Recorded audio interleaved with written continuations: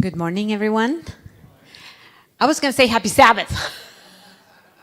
It just comes out automatically. It's not Sabbath anymore. It's Sunday, first day of the week. Happy first day of the week. So nice to see you again. I have to say to start that I have enjoyed my time. I have felt so blessed in this church. I have felt so much warm welcome and love, and just I wanted to tell you that I feel this church is like a little taste of heaven. So beautiful. And this is what it will be like, just in a much larger scale. So thank you so much again for your kind welcome of me, your invitation, your having me here for me is been a pleasure, an honor, a true privilege. So I just wanted to thank you again. This morning, we will finish what we started yesterday, health seminar on how to prevent and reverse diabetes, prediabetes, and other associated metabolic conditions. But before we get started, let's have a word of prayer. Yes? Let's have a word of prayer. Dear Heavenly Father, thank you so much for the beautiful day you have given us this morning. Thank you for your love. Thank you for your mercies. Thank you for everything you give us despite the fact we don't deserve any of it. But we ask you this morning to be in this place through your Holy Spirit, that everything we hear and learn and say may be guided by you and open up our minds and our hearts to receive it. We ask for all the other members of the church this morning. Bless this church so it may be a light in this community. In Jesus' name I pray. Amen. Well, let's just start with a little bit of a review. As you know, this program is not designed to be a treatment or anything. It's just educational. But let's just warm up our minds by reviewing a little bit of what we talked about yesterday. We talked about the root cause of diabetes, prediabetes, and other metabolic conditions. And what was the name of the root cause? It's not up there. I was going to say, okay, don't read, but the name is not up there. So do you remember the name of the condition we mentioned yesterday as the root cause, not only of diabetes and prediabetes, but other associated metabolic conditions like high cholesterol, high blood pressure, and other similar things? Insulin resistance. Very, very good. Remember that? Yes? Insulin resistance. Why is the body or the cells of the body resisting the action of insulin? What's going on inside of the cells, of some cells of the body anyway? What's happening? The fat. Remember that graphic? Remember the yellow, greenish yellow round circles there? Those are representing the fat, also called intramyocellular lipids, which don't belong there. So there was another word that I used yesterday to represent the fact that this fat, these lipids, don't belong there. Do you remember that word? What was that word again? Ectopic fat, meaning it shouldn't be there. And I did mention 3 places where this ectopic fat could be most damaging. What were those 3 types of cells? Liver, pancreas, and skeletal muscle. So this is actually what skeletal muscle cells look like. They're actually long strands. That's why they're called muscle fibers. And they're actually long cells.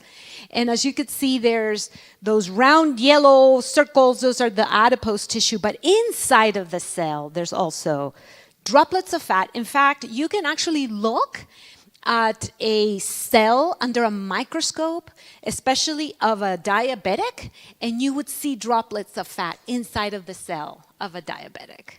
And so this is what's going on, and that fat is specifically the fat inside of the cells are the ones that are interfering. Remember when we mentioned this? Interfering interfering with the action of which one is the hormone that opens the door so that the glucose can come in? Insulin. So there's interference of the action of insulin. That's why we call it insulin resistance. The body is resisting the action. The insulin is still there. So especially at the beginning of this process, the insulin is still there. It's not lack of insulin. Now, type 1, there is a lack of insulin. Those are different diseases. Yes? Does that make sense? Here are other ways to look at it. This is also a more metabolically or anatomically correct way to portray muscle cells, and that's what they look like. These long strands are the muscle cells, and they have fat inside, ectopic fat. But as you mentioned, there's also the liver. And when the liver starts to accumulate fat, at first it's fatty liver, but then that fat continues to accumulate. The liver starts to get inflamed, and the tissue starts to degrade, and then it becomes scar tissue after many years of this process. And what do you call that? When the liver is already all scarred, and some of the damage is irreversible. Cirrhosis of the liver. Did you know that people can have cirrhosis of the liver without even trying alcohol once in their lives? That can happen. So that's what's happening in the liver, unfortunately. And as we mentioned, in the pancreas, what happens is that there's lipotoxicity. You see that word at the bottom there, the right-hand side. But it starts off with killing off of the cells in the pancreas that are called the beta cells. These cells are the ones in the pancreas in charge of making insulin. Those insulin-making cells start to degrade because of this fat. So the fat is lipotoxic. It's toxic to these cells, and they start to die off. So after many, many years, even a person with type 2 diabetes may become insulin dependent. In other words, they're not producing enough insulin anymore. Isn't that something? Hopefully we won't wait until that before we start thinking about our health.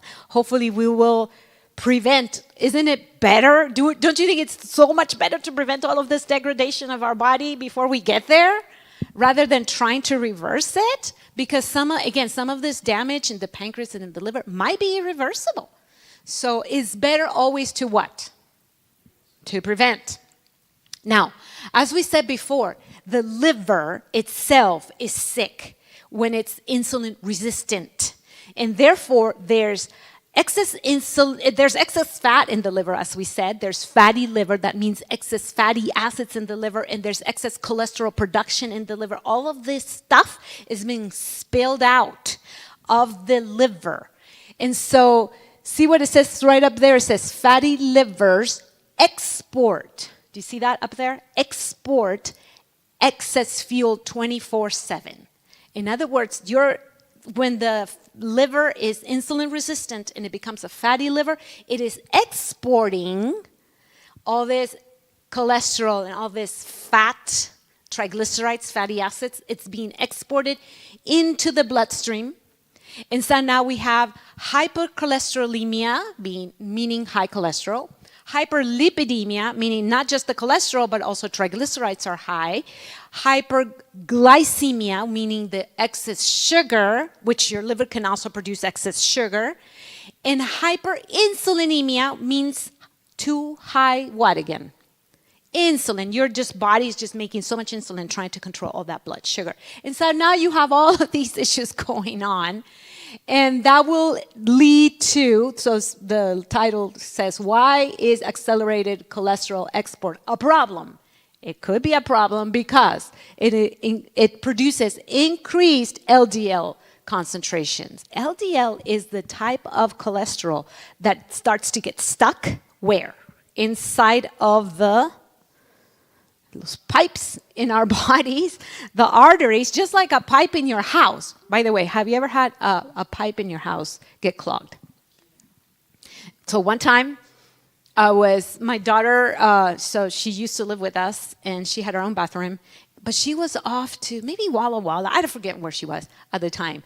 And I was just washing my hands in her bathroom, And the water wasn't going down. So I'm like, okay, I had bought, I don't know if you ever bought at Home Depot these long plastic things that have like a, you know what I'm talking about. So you're supposed to put them down the drain and go like this, and it starts to pull up the stuff. Yeah, you know what I'm talking about? So I did that, right? So I put the long string of plastic down the sink drain, and I went like this, shh, and then I pulled it up, and oh my goodness. We had only been living there for 5 years, so it's not like I've ever, done the cleaning of the pipes or anything. I just pulled up the thing, and it was literally like a snake. It was like this long, this horrible looking black gunk. I don't know what it was. Hairs and soap and dirt. I have no idea. It was just this long black thing, and I was horrified. I had never seen anything like that. Have you ever seen anything like that? Your husband is a plumber. He's seen his share of stuff like that. Oh, man. I was like, what is this? I took a picture of it, sent it to my daughter, and I'm like, this is what came out of your sink. I couldn't believe it. I just couldn't believe it. So anyway, that's what happens in the pipes of our house because of soap and hair or whatever, right? Well, our arteries are like pipes, and they do get clogged, unfortunately. And what is it that's getting caught up inside of the pipe? It's not hair or soap. It's fat. It's a plaque made up mostly of LDL cholesterol. Now, the H, have you ever heard of HDL cholesterol? That's the cholesterol. It's called, quote unquote, good cholesterol because it returns the stuff back to the liver, whereas the LDL cholesterol deposits the stuff inside of the arteries. So your LDL cholesterol level is probably the most accurate predictor of heart disease. More than probably total cholesterol, more probably than triglyceride levels, is the LDL cholesterol probably the best predictor of heart disease risk. So you want to know your LDL number. Do you? Everybody? Do you know your LDL number? So if it is above 100, it's too high. Now, for people who have already some risk factors, like if they're already diabetic, if they already have hypertension, for instance, they actually want to be not just below 100, but possibly below 70. And by the way, I've had people who come to our program. So I told you we do a 10-day program at my job. This is what I do for a day job. We have people come in with, fasted. We take their biometrics. We measure their LDL. We do a whole lipid panel, actually. We measure all these ratios. We don't give them all the ratios because most people don't even know what that is anyway. So we give them total cholesterol. We give them LDL cholesterol so they know. And I've had people come in with LDL cholesterols of like 170, 180. In fact, our machine is just portable, right? We don't have a lab. So we just have a little machine that we measure right there and then your lipid panel. But if people's total cholesterol is about 400, our machine doesn't measure it anymore. If your triglyceride is about 500, our machine doesn't measure. It just says too high. And we've had people whose triglycerides are too high, whose cholesterols are so high that our machine doesn't measure it. Yet they come next time. Again, we give them a 10-day menu, but there's actually 2 weeks in between. So we said, hey, if you can do it for 14 days, all the better. So that way you get the best numbers possible next time. So you can see the before and after. And so people sometimes really do follow the, diet that we give them for 14 days. And I've had people whose triglycerides were clearly about 500 because our machine didn't register. Next time they come, it's 100. I mean, we see changes that are just like, they're not possible with any prescription medication. They're just not possible, especially in this short amount of time, 14 days. LDL is the one thing that responds the best from our experience. And we've been doing this for a year and a half. And we've done like 10 rounds with, different amounts of people, up to 34 people in one round, but we get 15, 20, 25 people each round. And the one thing that responds the faster, I can guarantee you, is LDL cholesterol. It drops like a rock if you're following the whole food plant-based diet as we recommend. But anyway, I just wanted to let you know that that's the one thing that your cholesterol is just spilling out. LDL cholesterol all throughout. So where are arteries found in your body? Just about everywhere. So that's what's going on. But there's two particular places where if those arteries get clogged, major issues can happen. Major issues. One of them is the heart, as we mentioned before, but the other one is what happens if your arteries in your brain get clogged up? What happens? What's that called? A stroke. So if you get very quick medical attention, you may be, okay after that. Some people recover. It depends, and depends on the, level of damage of the stroke, how severe the stroke was. But it could be fatal as well, or it could be debilitating for life. So a stroke is no joke, in other words. That's LDL cholesterol, the risk for arterial plaque, but there's also risk for hypertension as those arteries get harder and filled up with plaque inside. They're just not as elastic anymore. That's one of the differences, say, between arteries and veins, is that the arteries are much more elastic. But with arteriosclerosis and atherosclerosis, what happens is that those arteries become less elastic. So what that means is that there's hypertension. The tension inside the arteries just gets bigger and bigger because they're not expanding as much. So that's hypertension. Now you need statins. So you're going to go to the doctor. Doctor's going to look at your LDL cholesterol, 150, your total cholesterol is 260 or whatever. I'm just making numbers up. But they're going to look at you, and what are they going to do immediately? Give you a statin medication. That's just easy. Some doctors, I've heard interviews on podcasts and everything. Some doctors are like, it just should be in the water. They're wanting to put statins in the water. It's like everybody needs them. But here's the thing. Okay, it's true. Statins can help. Indeed, they can help. They can help control that cholesterol level. But they're not going to open up your arteries again, as you probably know. There's the whole other topic of how to reverse heart disease. And you can read Dr. Ornish's books or watch him online, Dr. Caldwell Esselstyn, very good topics, how to reverse heart disease. But here's the thing. The statin can help, but it won't do that. It will not reverse the heart disease. It won't open up your arteries again. You know what I mean? Yes? But the other thing is statins are drugs. Do they have side effects? What are the side effects? Does anyone know what side effects? Muscle pain is one of the primary things that people sometimes have to stop taking the statin. But the other thing is up to 10 to 20% of patients who take statins can develop diabetes as a side effect of the medication. So again, there's no such a thing as medications that don't have any side effects at all. That's just impossible because you don't have heart disease because of deficiency of statins. The statins don't belong in your body. You're just adding them on, which again, they could be lifesavers, but also they do have side effects potentially. So if we can do anything to improve our health without needing to take these medications, that's better. Wouldn't you think that's a better option? So my personal view on this is that medications can help, but I think all patients should be at least given the knowledge that there's other options, that there are lifestyle options that they can choose that have less side effects and that will help not only in that one particular thing that they're trying to address, but everything else associated with it. That there are long-lasting side effects that are positive with the lifestyle change. And people should be given the option. That's my view on that. Okay, if people decide to take the medication, okay, that's their choice. But at least they should know that there's lifestyle options available. Yes, go ahead. I have a doctor friend that made a statement to me. He said, for every medication we give you, we can almost tell you right to the date in which you will need another medication. That's so true. People do need medication after medication just to deal with the side effects of the first one. So I, for a time, I worked at a nursing home for a long time, but I also worked at a elder daycare.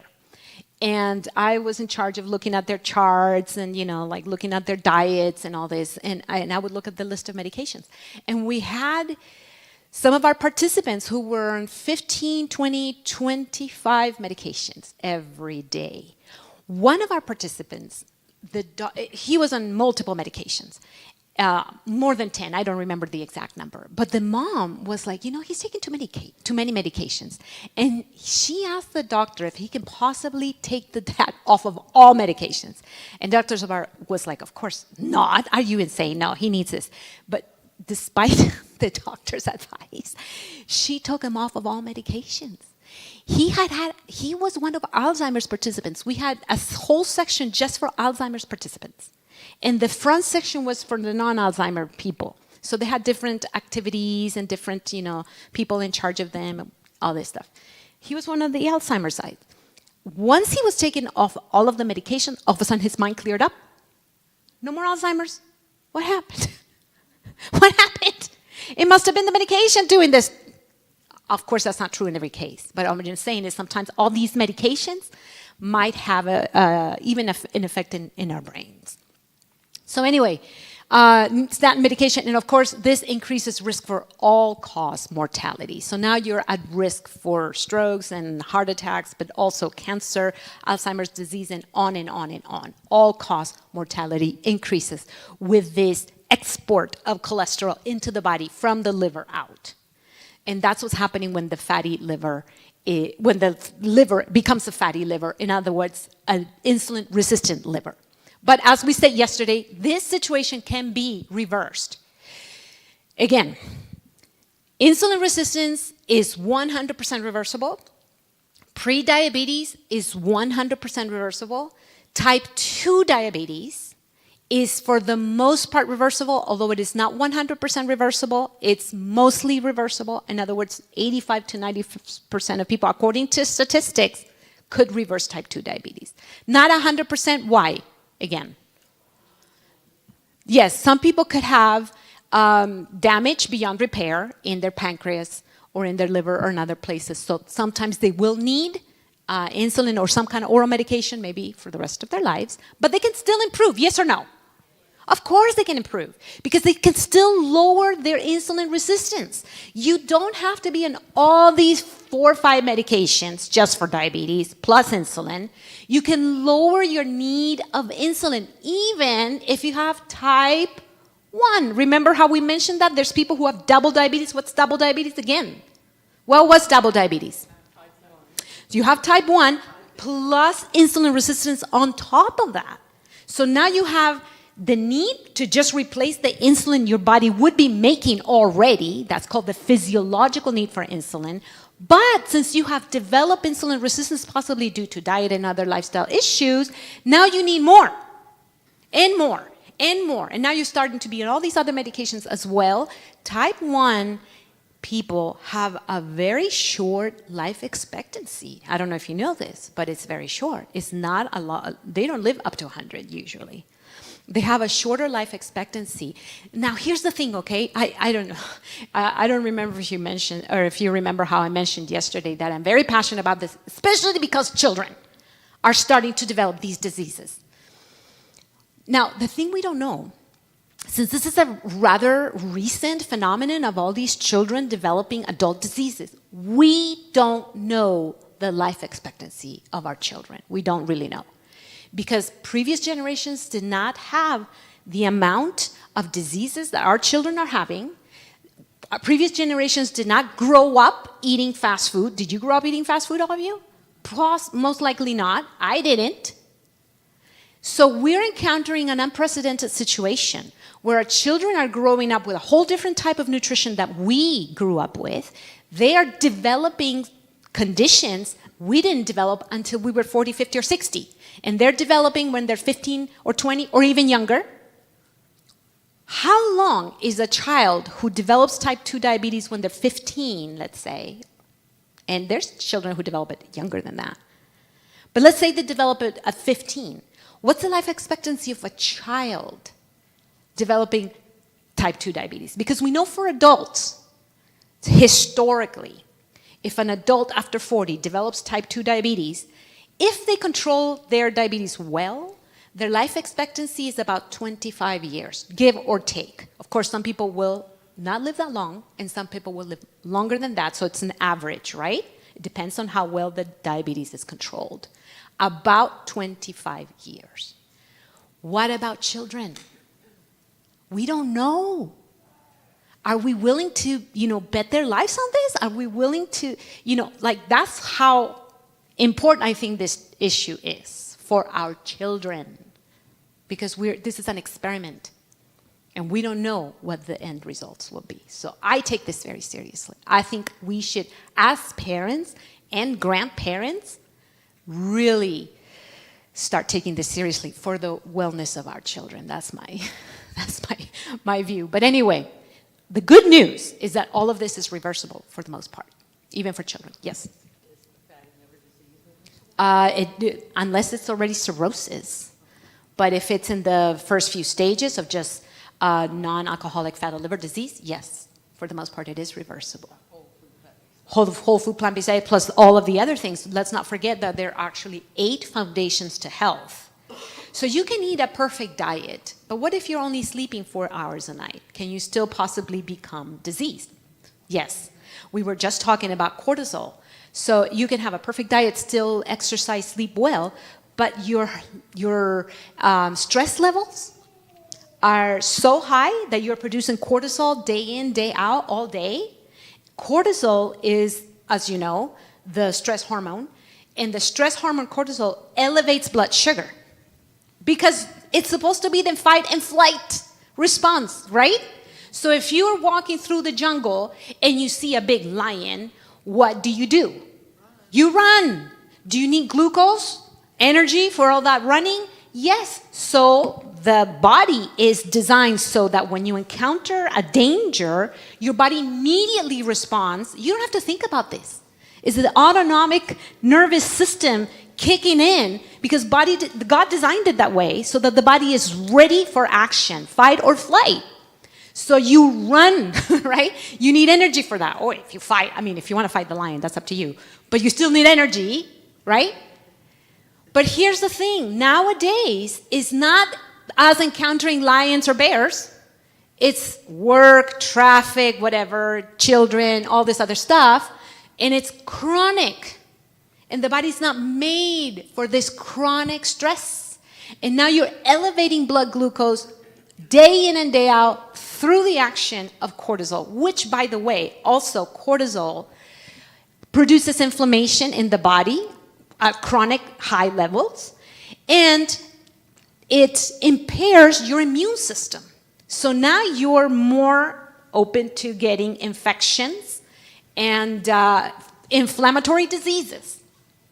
So it's a whole lifestyle that includes 8 foundations. I look at it the way Jesus talked about building a home on the rock. Remember that parable where he said, build a home on a rock as opposed to the sand?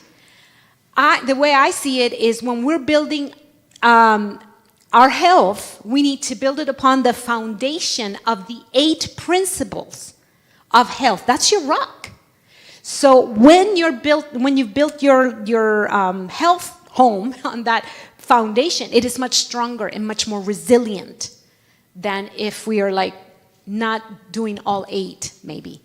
So it's a whole lifestyle. And you can still eat 100% perfect, but maybe not exercising every day, not sleeping well, or being addicted to sugar. That's another one, right? All these other things. But if we do follow a whole food plant-based diet along with a lifestyle that comes with it, then some of these conditions are 100% reversible. But it depends on the level of damage, how many years a person has had this condition. But in order to reverse and control diabetes, prediabetes, and all these other associated diseases, we have to go down to the root cause, right? And what is the root cause again? Insulin resistance. And we talked about yesterday, I showed you this circle with all the different things associated to insulin resistance. It's not just diabetes. It's not just prediabetes. And we mentioned hypertension, cholesterol, even erectile dysfunction, PCOS, fatty liver, etc., neuropathy, and all this. Yesterday we talked about the key number 1, which was what again? What kind of diet? The one that will help you with everything, right? The one that will help you with all the other things that are associated.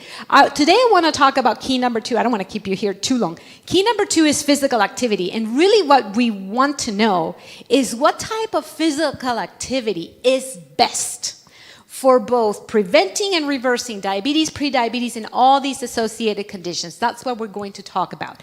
And according to experts, exercise provides benefits for endothelial function. Now, endothelial function, endothelial refers to the tissue that's lining your arteries. That's the endothelium. By the way, COVID is one of the things today that is affecting directly the endothelium. That's why if you've had COVID, you're a higher risk for heart disease and other things, especially circulatory side effects. But, say that again? COVID affects the endothelium, amongst other things. So if you've had COVID, more reason to then pay attention to your diet, exercise, and lifestyle, because COVID can affect the endothelium as well. Why I'm asking is my sister's daughter, Uh-huh. and she is a vegetarian. Yeah. Yeah. But, again, we suffer, unfortunately, sometimes from viruses. Even if we're 100% vegetarian, we can still be the victim of a virus. You see what I'm saying? So then we have to take steps to improve our health in every way possible. So, I do get a lot of that.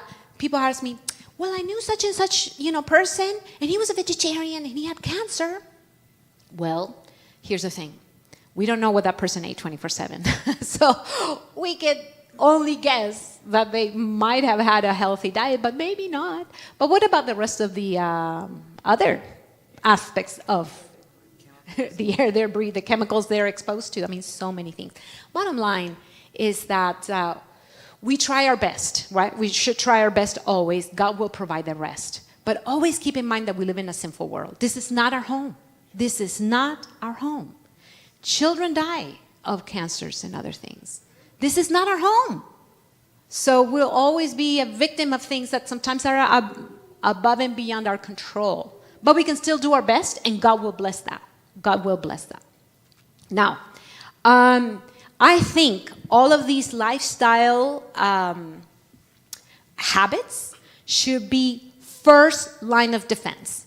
Some experts nowadays are saying that exercise should be the first prescription when treating insulin resistance and diabetes. Exercise. I will show you why they say that. But first of all, I think people should get, especially above the age of 40 or 45, make sure you talk to your doctor. Make sure to check your heart. Speaking of COVID, by the way, some people's I'll talk about the mitochondria. Remember yesterday when we mentioned the cell and how glucose is the fuel?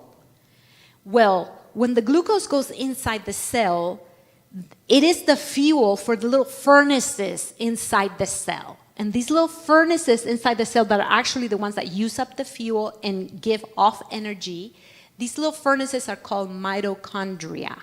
Have you ever heard of this before? Yes, all of you probably. Mitochondria are little organelles. They're little things inside the cell that basically use up the fuel and give off energy. That's where we get our energy just to wake up in the morning and do everything we need to do. Well, it just so happens that COVID affects mitochondrial function as well. Other things, of course, do. But then some people, what they need to do is rest right after a COVID infection because of the mitochondria are impaired. So if you go off and try to run a marathon right after getting COVID, you might become worse. You need to rest. Rest is also one of those remedies, right? It's also one of the 8 fundamental principles of health. Rest. So sometimes you need to rest. By the way, I'm just going to tell you an anecdote really quick. You probably heard of this. But last pandemic, when was it? The last pandemic. 1918, 1919, the Spanish flu, remember that? I don't know if you've heard all the anecdotes of how Adventists beat the last pandemic, but there was a story of Hutchinson, Minnesota. There was an Adventist seminar there, and there's 120 students that lived together in one building in Hutchinson, Minnesota. That's where the seminar was. and 90 of them were infected with the flu, the influenza virus that was causing the pandemic. The prescription by the doctor, because this is before this is before we had flu vaccines, this is before medications or antivirals or whatever, right?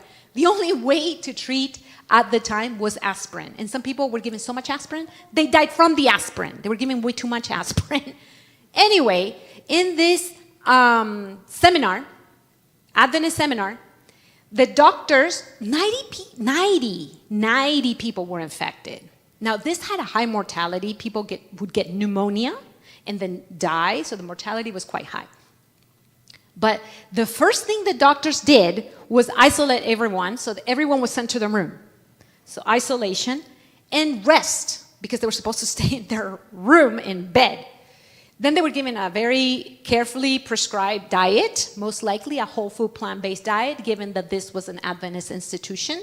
Second, they were given fomentations. You know what that is? Hydrotherapy. They were given that and rest. Those were the three. That's it. That was the prescription. Rest, food, and fomentation, hydrotherapy. And everyone was better by the second day of the infection. But that didn't mean the doctors are like, okay, you're good to go. No. They were supposed to stay in their room for 5 days straight, even if they felt better. Rest and also isolation. But rest is very important for complete recovery. You see what I'm saying? That's the principle I wanted to share with you. Rest is very important.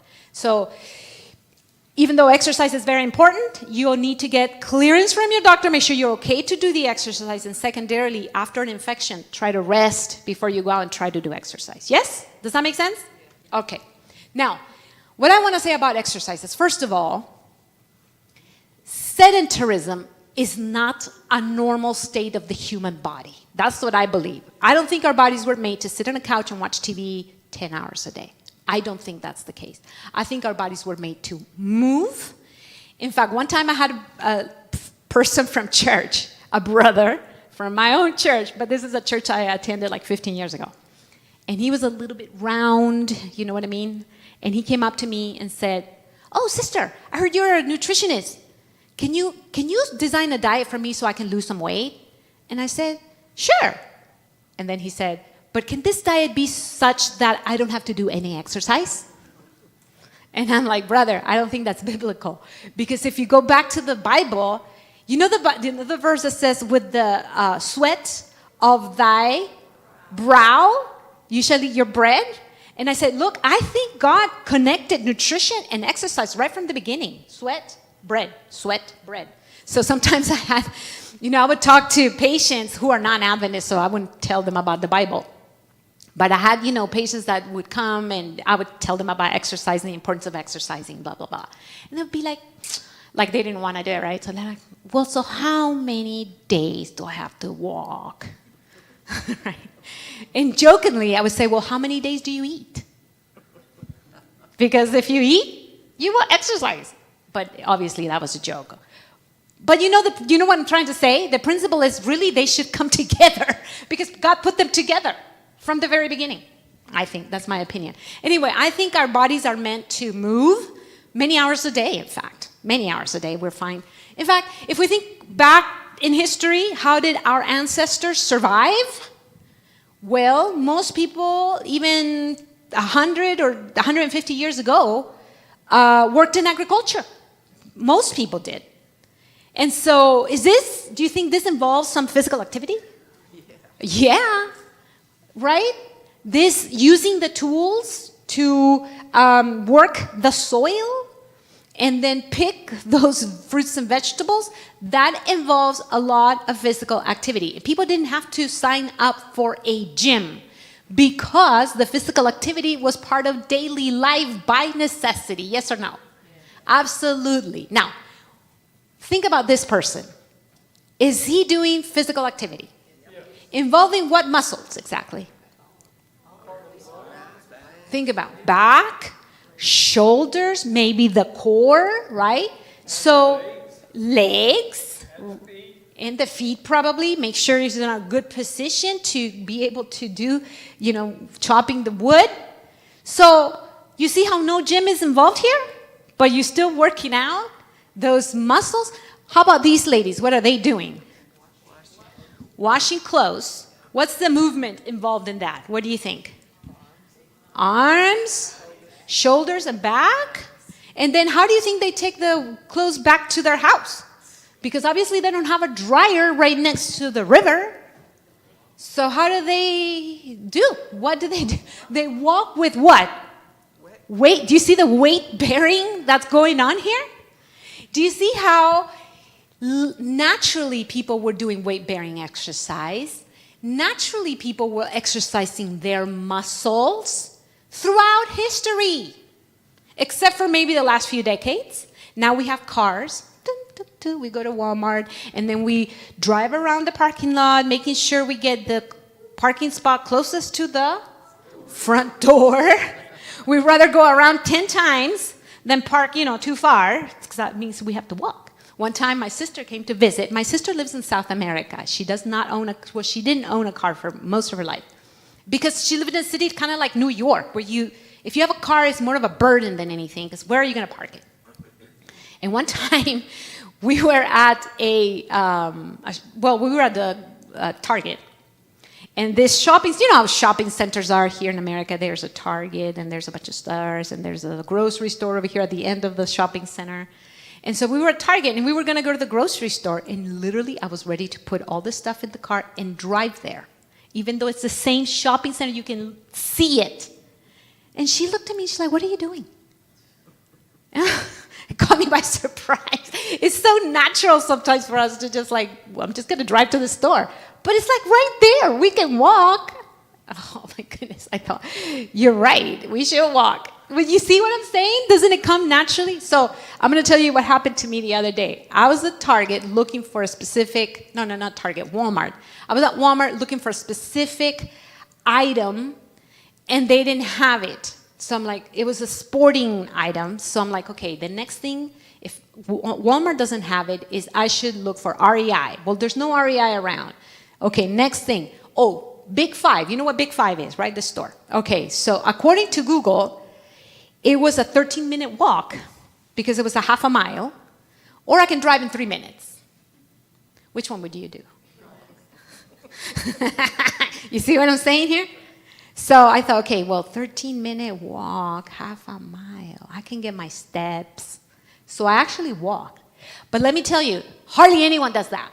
Nobody was walking on the street. I saw only one person walking on the street, probably a homeless person, because this person was just yelling stuff all by himself, just saying stuff out loud. And I was like, woo, But that was the only person around. Everyone else is driving their car, right? That's our culture. Most people would say, oh, Google says it's 3 minutes drive. I'm getting my car, driving 3 shopping. It's literally like a block and a half or whatever, 2 blocks, and just driving to the next store. You see how naturally we do that? Can you relate or no? Maybe you're not the person who does that.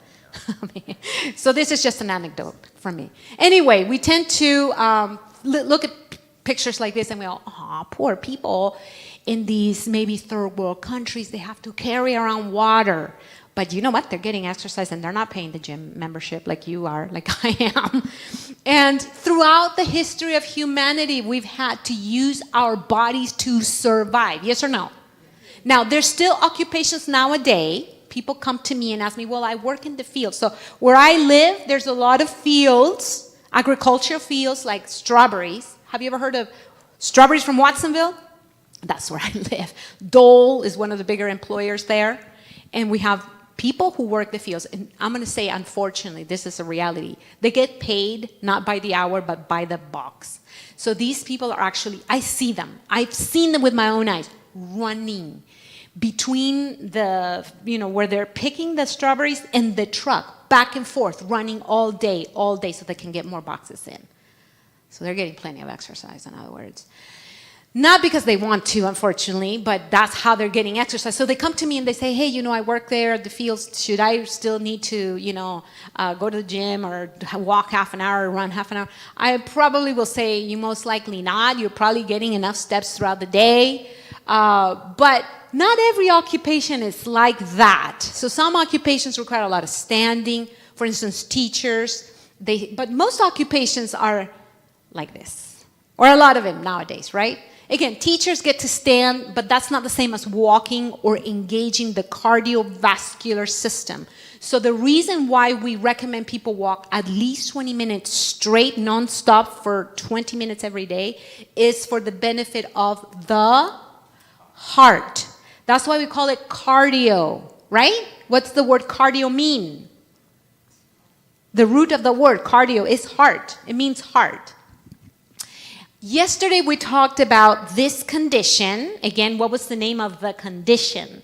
Where your body is resisting insulin, therefore your glucose accumulates in the blood. That's called insulin resistance.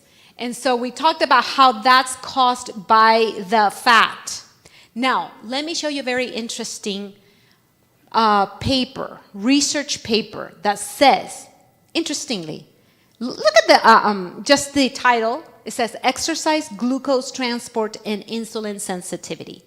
If you were able to actually read the highlighted text, which you can't, but I'm just going to tell you what it says. It says right there in the highlighted portion, I can't even see it on my own computer, but it says, let me get closer. It says similarly to insulin. Similarly to what? So look at this. Look at what it says. Similarly to insulin, a single bout of exercise. A single bout of what? Exercise increases the, let me get closer, rate of glucose uptake into the contracting skeletal muscle. So what's going on here? What are they saying? They're saying that exercise works like insulin. Exercise works like insulin by doing what?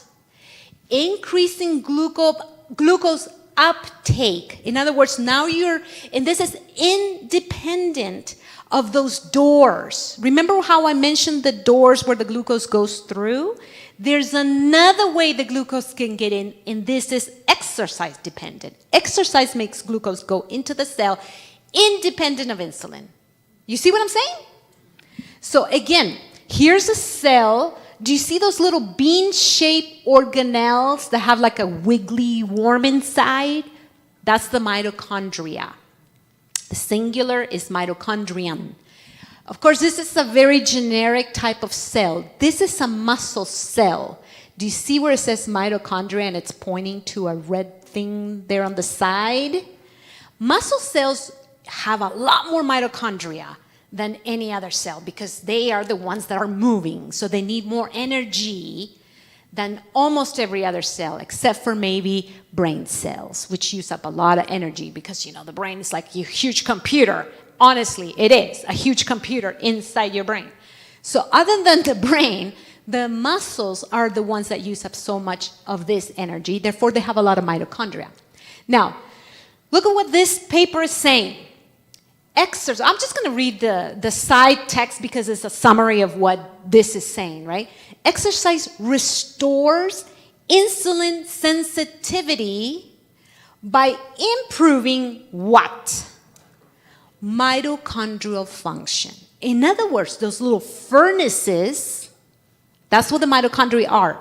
That's where the fuel is getting used up. Those furnaces are now using up more energy. They're burning up more of the fuel. What was the fuel again?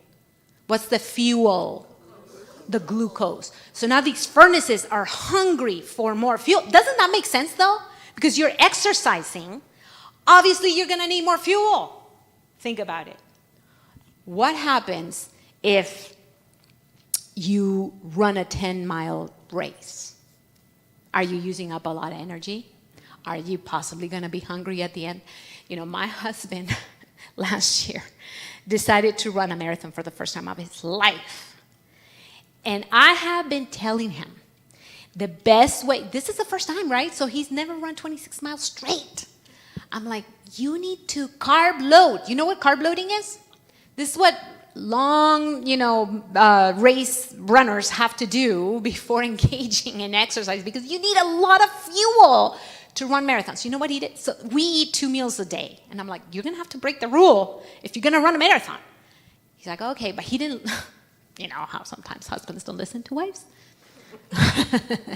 Well, I wasn't there. I was traveling. So he went to, his hotel or whatever. He had a burrito for lunch and nothing else the rest of the day. Okay, so he ran the marathon on Sunday morning. By mile 12, he was like, and then he kept going.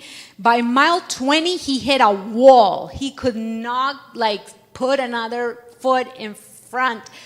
He was exhausted. I'm like, guess what happened? You run out of fuel. Your body can only do so much. You need the fuel. That's where glucose comes in. That's why a lot of these long race distance runners have these little pouches and they go like this, and it's basically pure sugar, because you're having to fuel your body for another 6 miles or however many miles. The mitochondria are the ones using up that fuel. Now, in the case of diabetics, it's the opposite of long distance runners. It's the exact opposite, because long distance runners are burning all the time, whereas most people who are either overweight or have diabetes, usually their mitochondria are not burning the fuel very efficiently because they're not getting used up a lot. You see what I'm saying? And they're also being interfered by the action of excess fat inside of the cells. That's what's going on, but exercise restores that. Again, the mitochondria are inside the muscle cells. Now, let me show you this very interesting study. I really want to share this with you because I think it's so illuminating. Now, this study is actually comparing endurance-trained athletes, most likely long-distance runners. I think that's what they mean by endurance-trained athletes. So these aren't people who have overweight or diabetes, okay? These are trained athletes. Compare that to sedentary individuals, some of them with diabetes. And I just want to show you what happens. So look at these two graphs. The one on the left side is insulin sensitivity. So the higher the bar, the more insulin sensitivity. Does that make sense? So in other words, you're using up the fuel very well because your cells are insulin sensitive and insulin is working properly. Does that make sense? So look at the lean individual. Very high insulin sensitivity.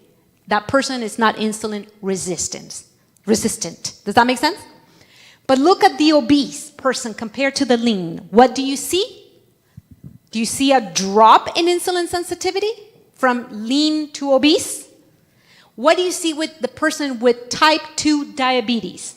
What do you see there? What happens to the insulin sensitivity? It drops down quite dramatically. Almost no insulin sensitivity with this person. But now look at the trained athlete, and what do you see with the trained athlete? High insulin sensitivity. All of this makes sense so far, right?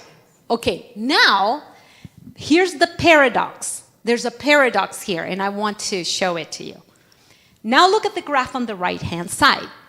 Do you see this? The right-hand side is showing, do you see right there it says IMCL? I don't know if your eyes can see it, but it says figure 2 IMCL, intramyocellular lipid. IMCL means fat inside the cells, intramyocellular lipid. Now look at the lean person, low intramyocellular lipids. Look at the obese person, higher. But who has the highest amount of intramyocellular lipid? Type 2 diabetes. But I want you to notice here the paradox. The trained athlete is also quite high, at least higher than the lean individual. You see that? Do you see that? The trained athlete does have fat inside their cells, but why? Because they're burning it all the time. It does not cause them to have insulin resistance, as evidenced by the graph on the left-hand side. Their insulin sensitivity is sky high, despite the fact that their cells have fat in them. The reason why they have fat in them is because after 10 or 20 miles, you burn up all your carb reserves. And now your body shifts to burning fat. Trained athletes burn a lot of fat. Does that make sense to you? But do sedentary individuals do that? No. That's why when a person is sedentary, the fat inside the cells makes them insulin resistant. Whereas if you're a trained athlete, it's exactly the opposite. Does that make sense? Is it making sense now? How the body actually works. Now in this graph, we see a relationship in sedentary, not in trained athletes, but in sedentary individuals. The higher the amount of intramyocellular lipid, that's the x-axis, the higher the amount, the lower the insulin sensitivity. In other words, if we're not trained athletes, we shouldn't have all that fat in our cells because it makes us insulin resistant. But if you're a person exercising all the time, that doesn't happen in you. In other words, the exercise basically cancels this out. Does that make sense? Exercise cancels this out. This reality is no longer true in people who are trained athletes. Isn't that amazing? I just wanted to share that with you, just for your own knowledge. Now, what kind of exercise do you think is best? I'm just going to ask you now. What do you think is the best exercise for diabetics? And I was expecting that response because I go to a lot of churches and the exact same thing is always the response. Walking. And that is true. Walking is the best cardio exercise. But it's not the only kind of exercise there is. And I will talk about that a little bit. But first of all, I want to show you the recommendations for diabetics. Because whatever the recommendations are for diabetics will help everybody else, obviously. The recommendations for people with diabetes is this. This is the minimum, by the way. This is not your optimal. This is just kind of at the bottom. 150 minutes of cardiovascular. So that's your walking. What other exercises can be considered cardio? Swimming. What else? Bike. Dancing. Very good. What other things? So anything that makes your heart beat a little faster, you're sweating a little bit, you're breathing a little bit faster, right? Now, if you can have a perfect conversation while walking, they're like, da da da la la la la la, you can sing, no problem. You're probably not engaging in very vigorous cardiovascular activity. It's probably okay, it's probably better than nothing, but it's not vigorous. It's something. By the way, I'm just going to give you a very, very short anecdote. Do you know Weimar? This I heard from Dr. Hans Steele. Do you know Hans Steele? He just passed away last year. But he told this story when he came to my church. And I had heard it from him before, I think in one of his chip videos. He told of a gentleman who went up to Weimar. He was basically last stage heart disease. The doctors basically said, we can't do anything more for you. Sorry, that's it. Go home. And the family took him to Weimar as a last resort. And the doctors were like, oh, I don't know about this. We don't want him to die while he's here. They weren't like hesitant about taking him in. The family like, please, please, please. The man was using a walker, can do 2 steps, and he would have to like rest. So his heart was not working very well at all. But Weimar, they have the New Start, right? New Start program. The New Start program, as you probably know, is a whole food plant-based diet, plus they take you out for walks. Did you know? They take you out for walks after every meal, practically, at least twice a day. And so they take you out for a mile walk around the trails. Well, this man was not a walker. He could have hardly walked 2 or 3 steps without having to stop. He couldn't go out for a mile walk. So they're like, okay, well, so again, they were hesitant, but the family insisted so much they took him in, and they're like, okay, well, don't go for the walks. Just walk a little bit, whatever you can on your walker. It turns out outside of the main doors, I don't know if anybody ever been up there? Outside of the main doors, there's like a little round thing where there's a flagpole. or something like that. It's a round thing. So he decided he would go around the flagpole once, and that would be his cardio. And he went out. He couldn't even do a half of the flagpole. He could only do a quarter around. He had to come back. He was out of breath. He couldn't walk anymore. But he tried again the next day, and then the next day, and then eventually he was able to go once around the flagpole. Wow, big thing. Well, do you know how long the program is at Weimar? It's 18 days. By the 18th day, amazing, amazing. Praise the Lord. He was walking a mile with the rest of the group. Praise the Lord. But the story doesn't end there. He went home, as all people have to do after the program. And you kind of have to do this on your own. Nobody's feeding you. Nobody's holding your hand and taking you out for a walk. You have to do it. So not everybody does it, as you probably imagine. Well, he was, he was told to go home and die. And here he was walking a mile after 18 days. So he's like, well, I'm going to keep doing this. So he was like walking around the block, and then he was walking like 2 or 3 miles every day. And then he was walking long. And after a few months or years, I don't know how long exactly, but he ended up taking up hiking. He went on hikes. And then, he kept his doctors at Weimar kind of updated with the information. Oh, I'm going for walks and hikes. Oh, well, that's great. Well, they eventually kind of lost contact with him after a few years, right? 10 years went by. How many? 10. This is a man who had been told to go home and die. 10 years went by, and Weimar receives a this is a long time ago because postcards. Remember postcards? Postcards. They were a thing back then. Well, they got a postcard from the Himalayas. Guess from who? Yes, that man. He was climbing the Himalayas. The man who was told to go home and die, who couldn't even go once around the flagpole. 10 years later, he didn't die. He was climbing the Himalayas. Praise God. Praise God, because he could heal us. I attended a church at one time. The pastor himself was a vegan. And he insisted on all of our potlucks being vegan. That's great.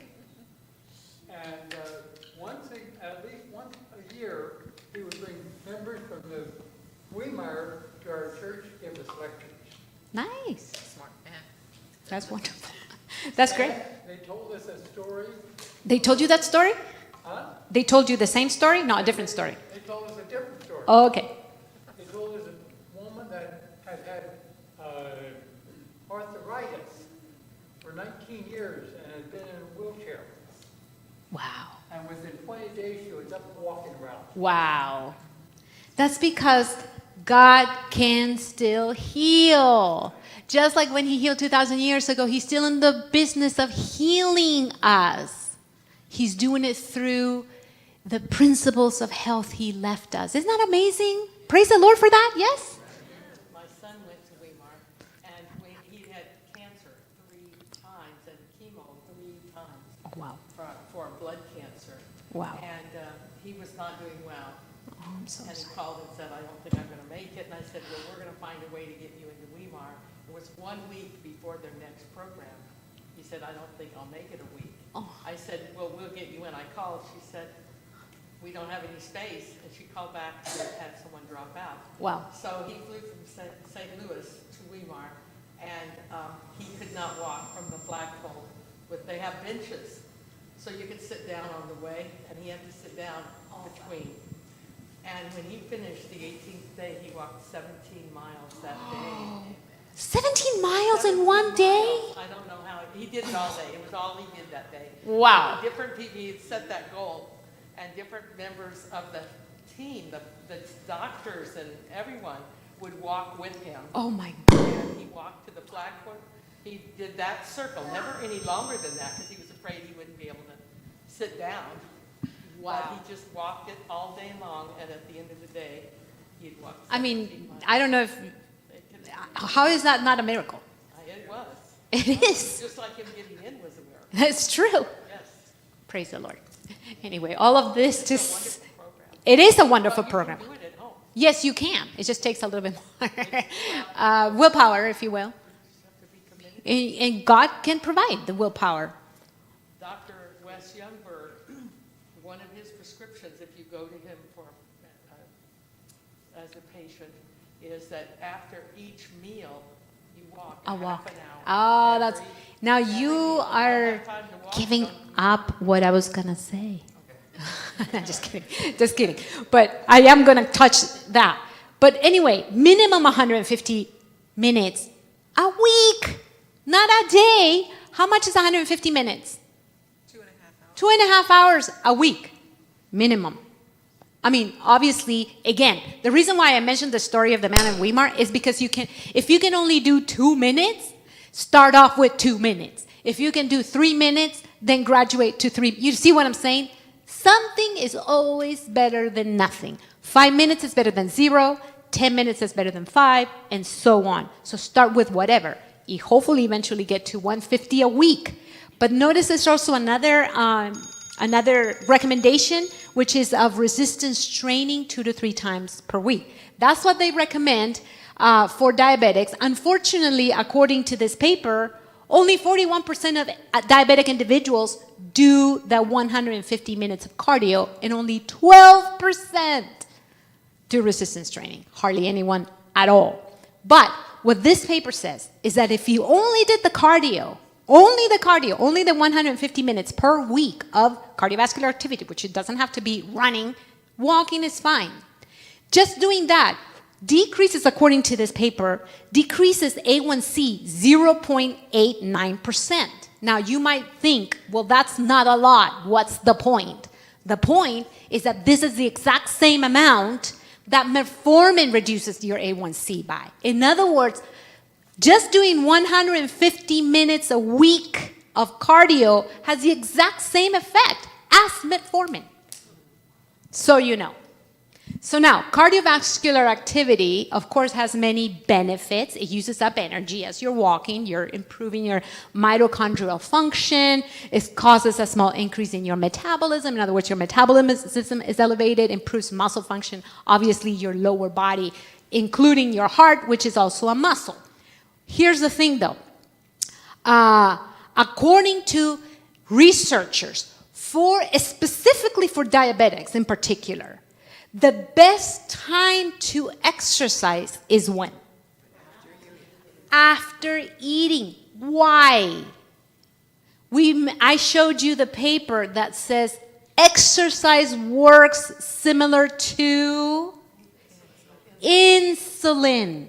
So for people who are diabetic, this is what happens. You eat, and your blood sugar starts immediately going up. As you start digesting the food, you probably reach a peak between 45 and 60 minutes after the meal. And that peak for diabetics tends to be quite high, damaging.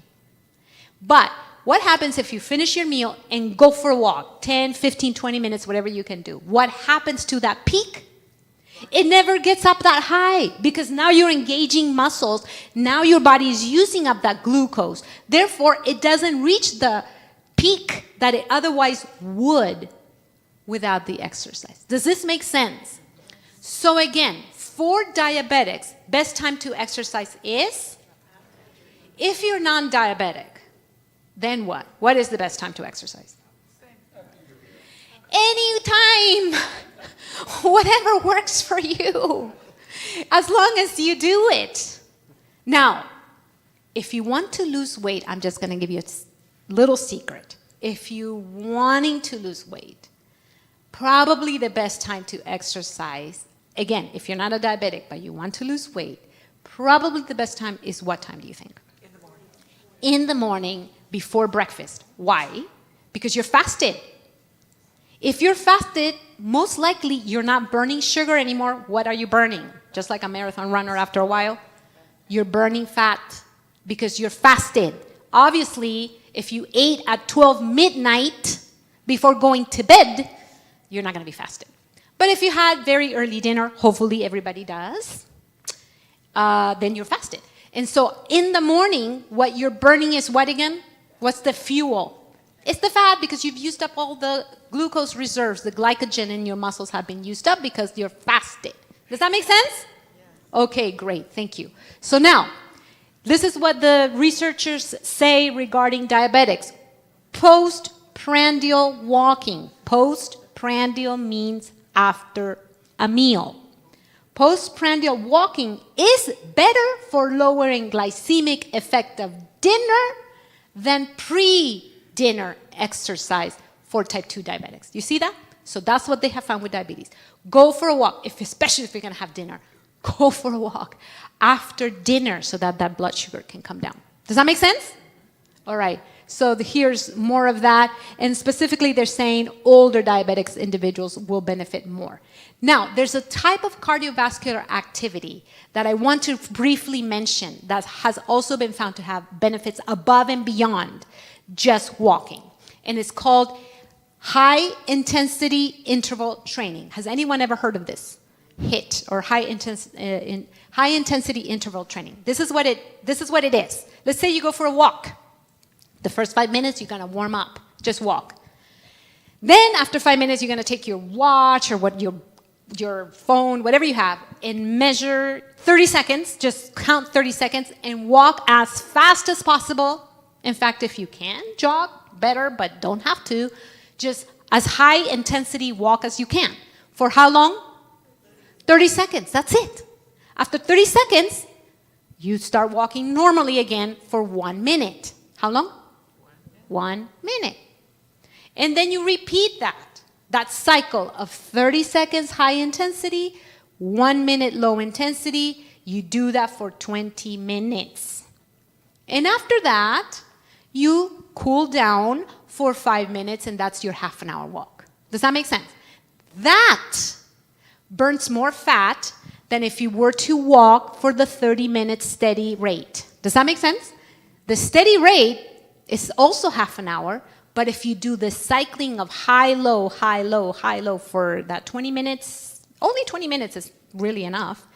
And then, you warm up and cool down, that's 30.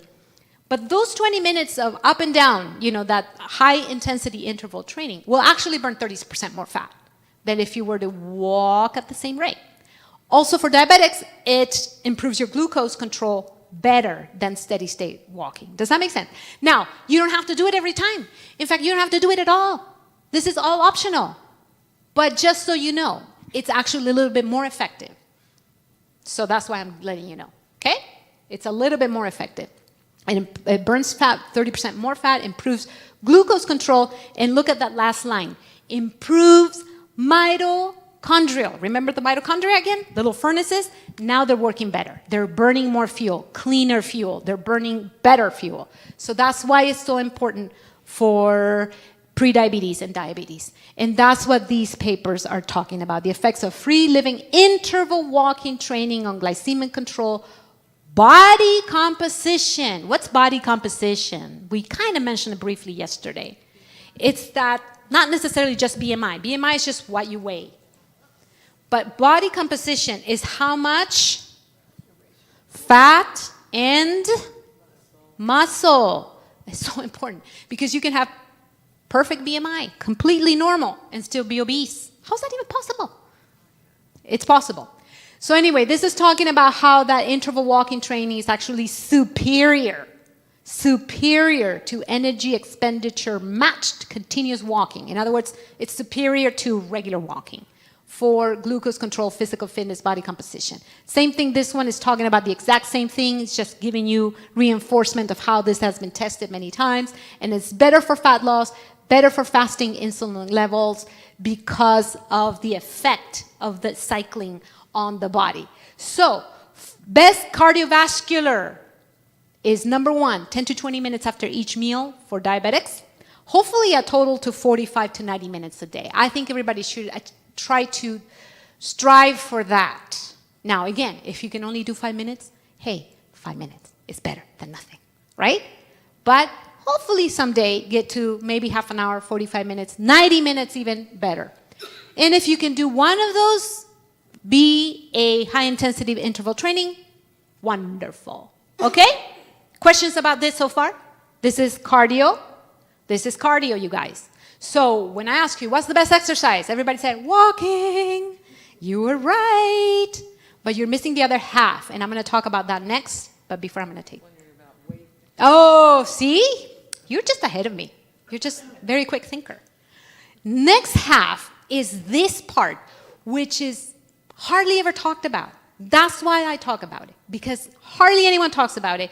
Yet, as we saw, our ancestors engaged in this kind of physical activity, except they weren't holding weights.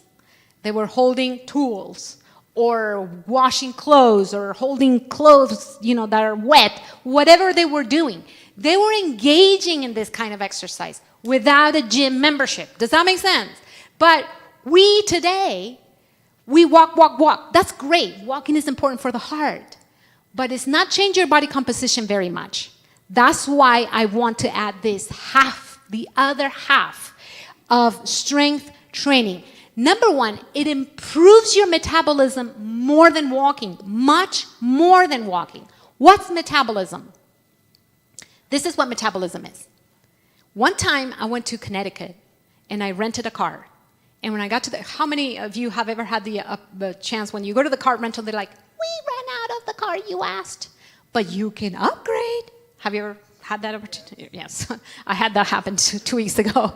And they were wanting me to pay more for the upgrade, or else you get to wait 45 minutes until the other car. I was like, okay, fine, I'll pay for the upgrade. But when I went to Connecticut, they're like, we'll charge you the same amount for a Mustang. And I was like, a Mustang? Okay, I'll take the Mustang. So I don't know how many of you have driven a Mustang, but you get in a Mustang and you step on the gas, and what happens? Vroom. I mean, it's just, this engine is just amazing, right? High power engine. That's what metabolism is how much powerful your metabolism is burning fat. Because every time you step on the gas of that Mustang, it's burning up like a gallon of gas, right? Same thing with your metabolism. If your metabolism is too low, it's kind of like driving a small little car that uses up or that drives, 25 to 30 miles per gallon compared to the Mustang. You see what I'm saying? So low metabolism, in our case, sometimes can be negative. It doesn't have to be. If you're a person who eats not that much and engages in exercise, having a low metabolism is not a bad thing. But if you're overweight, obese, or have metabolic conditions and your metabolism is too low, then it could be a negative thing. And the straining exercise is the only kind of exercise that will restore metabolic rate. Does that make sense? Because walking alone is not going to do it. It's not going to build muscle. Now, here's the thing. This is why it's so important nowadays. Because today, people are much more sedentary. Today, most adults hear me out, lose muscle mass after the age of 30. Anybody here above age of 30? Anybody? After the age of 30, you lose 3 to 8% of your muscle mass every decade. Just by living, because we're not working the land, we're not chopping wood. I mean, I'm not saying go back to chopping wood and wash your clothes in the river. I'm not saying that. But somehow, we need to incorporate some kind of strengthening exercise so that our muscles can be preserved. We're not even trying to be like Arnold Schwarzenegger. That's not what I'm saying. Preserve your muscle. Do you see what I'm saying? That's what I'm talking about. The only way to preserve muscle, to avoid that loss of muscle mass throughout the years, is to somehow engage in some kind of physical exercise. Reintegrate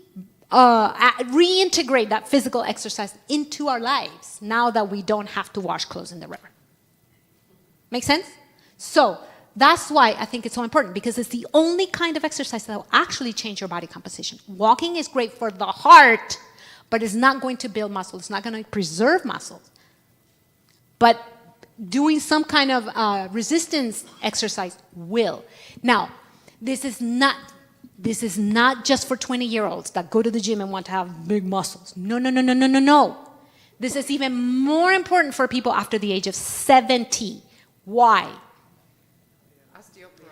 Osteoporosis. What happens when our muscles are weak and our bones are weak? What is one of the major risks for people above the age of 70? Falls. My grandma fell when she was very old. She broke her hip, never got up again. Her health went downhill from there. That's what can happen.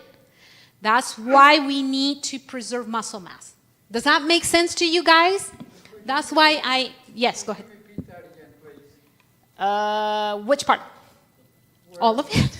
No. What, So falling. okay. So one of the major risks for people above the age of 70 are falls. And falls usually happen because of lack of balance due to poor muscle mass and weak bones. By the way, the only thing that strengthens the bones are strengthening the muscles. So as you strengthen muscles, the bone under the muscles gets stronger. Osteoporosis is not so much lack of calcium. It's actually lack of exercise throughout the life of an individual. That's what's happening. Also, excess protein intake, as I think I mentioned yesterday, bleaches calcium out of the body. Why? Because excess protein intake makes our body acidic. How does our body neutralize that excess acid? By releasing calcium salts from the bones. And so that calcium neutralizes the acid, but what happens to the calcium? It gets peed out of the body. So you're losing extra calcium if we're consuming too much protein. So both protein excess causing that calcium loss and lack of exercise that strengthens the muscles, which then strengthen the bone, because the bones actually hold up the muscle. So the more muscle you have, the stronger bone you need. Does that make sense? So osteoporosis is simply lack of exercise for the most part, along with excess protein. That's really the cause. And that exercise is weightlifting. It absolutely has to be weight-bearing exercise. So that could be, washing clothes at the river and holding that clothes and taking it back home. But it doesn't have to be. Most people nowadays don't do that. But what I'm trying to say is this is very important. Now, when it comes to people with type 2, this is extremely important. Twice weekly progressive resistance training decreases abdominal what? Abdominal fat. That's the one around our internal organs. That's the most dangerous fat there is, visceral fat. That's the one that puts you at very high risk for cardiovascular disease, this one right here.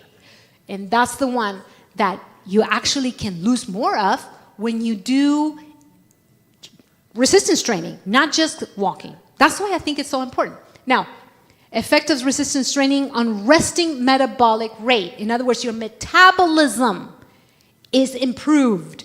That means you're burning more calories even when you're sleeping, because your engine is like a Mustang. It's just burning up more fuel all day long, even when you're sleeping. Isn't that amazing? So your metabolism goes up if you're doing strength training. That's why I recommend it. So that's what it says right here. Basically, it elevates your metabolic rate. This is another one, physical activity and obesity and metabolic syndrome. Oh, by the way, do you see this picture right here? Have you ever seen this picture before, anybody? This is a lady. Okay, this picture came out in National Geographic magazine, 2005. What am I talking about? An article that talked about the blue zones. That's right. So this lady lived near you guys. Not too far from here. What is it, 25 minutes south of here? Loma Linda, right? Blue zone. Okay, now, how old was she in this picture? 101. Yes, you read the article, didn't you? See, now he gave it up. You did? Her name was Marge. Of course, she's passed away since. This was 2005. That's almost 20 years ago. One of them that our pastor had over to our church. Really? Wow, that's amazing. She was 101 when this picture was taken of her. Do you know what she did? The article describes, actually they did some kind of TV interviews as well. She would get up in the morning, get on her bike. So she would do the cardio for like 20 minutes, and then she would lift weights for however long. And then she went out. She drove her own car. She went volunteering. I mean, she was very active at 100. Oh, wow. I didn't know that. That was Holden Brooks. Oh, that was somebody else. Okay. But anyway, the point is, look at this lady. It's never too late. It's never too late. Anybody here 101? No. So it's not too late. It's not too late. Now, what I recommend is people vary the amount of exercise they do. Don't always do the same thing. Your body adapts really easily. Always change. So one time you do this, and another time you do this, and another time you do... I'm just saying change up your exercise. Always be challenging your muscles. That's how you improve muscle mass. Now, let me show you something amazing. These two women. The one on the left is 61 years old. The one on the right oops, what happened? Oh, there it is. The one on the right, in that picture, she's 75. But if you Google her name, she's like 84 now. And she still looks amazing. 84 years old. This is what resistance exercise does to someone. I think it's the true fountain of youth. Because it makes people look younger, doesn't it? Doesn't it? Because now you look more toned. Now, when I'm talking about body composition, this is what I'm referring to. So, Go back to that shot. Go back. yes, Go back to those ladies. there they are. 61. She started, by the way, at the bottom, you see how it says got into fitness at 43. It's not like she was 20 when she started. 43. Ernestine, she started out when she was 56. I mean, it's just great. Isn't that great? Now, when I talk about body composition, this is what I'm talking about. So this is a representation of someone who started out, the middle lady there is starting out with excess weight. So there's two ways to lose weight, a healthy and an unhealthy way. The healthy way would be to not only improve your diet, but also do what? Exercise. Because if you only cut down calories, you're going to lose more than fat. What are you going to lose? Muscle, water, and fat.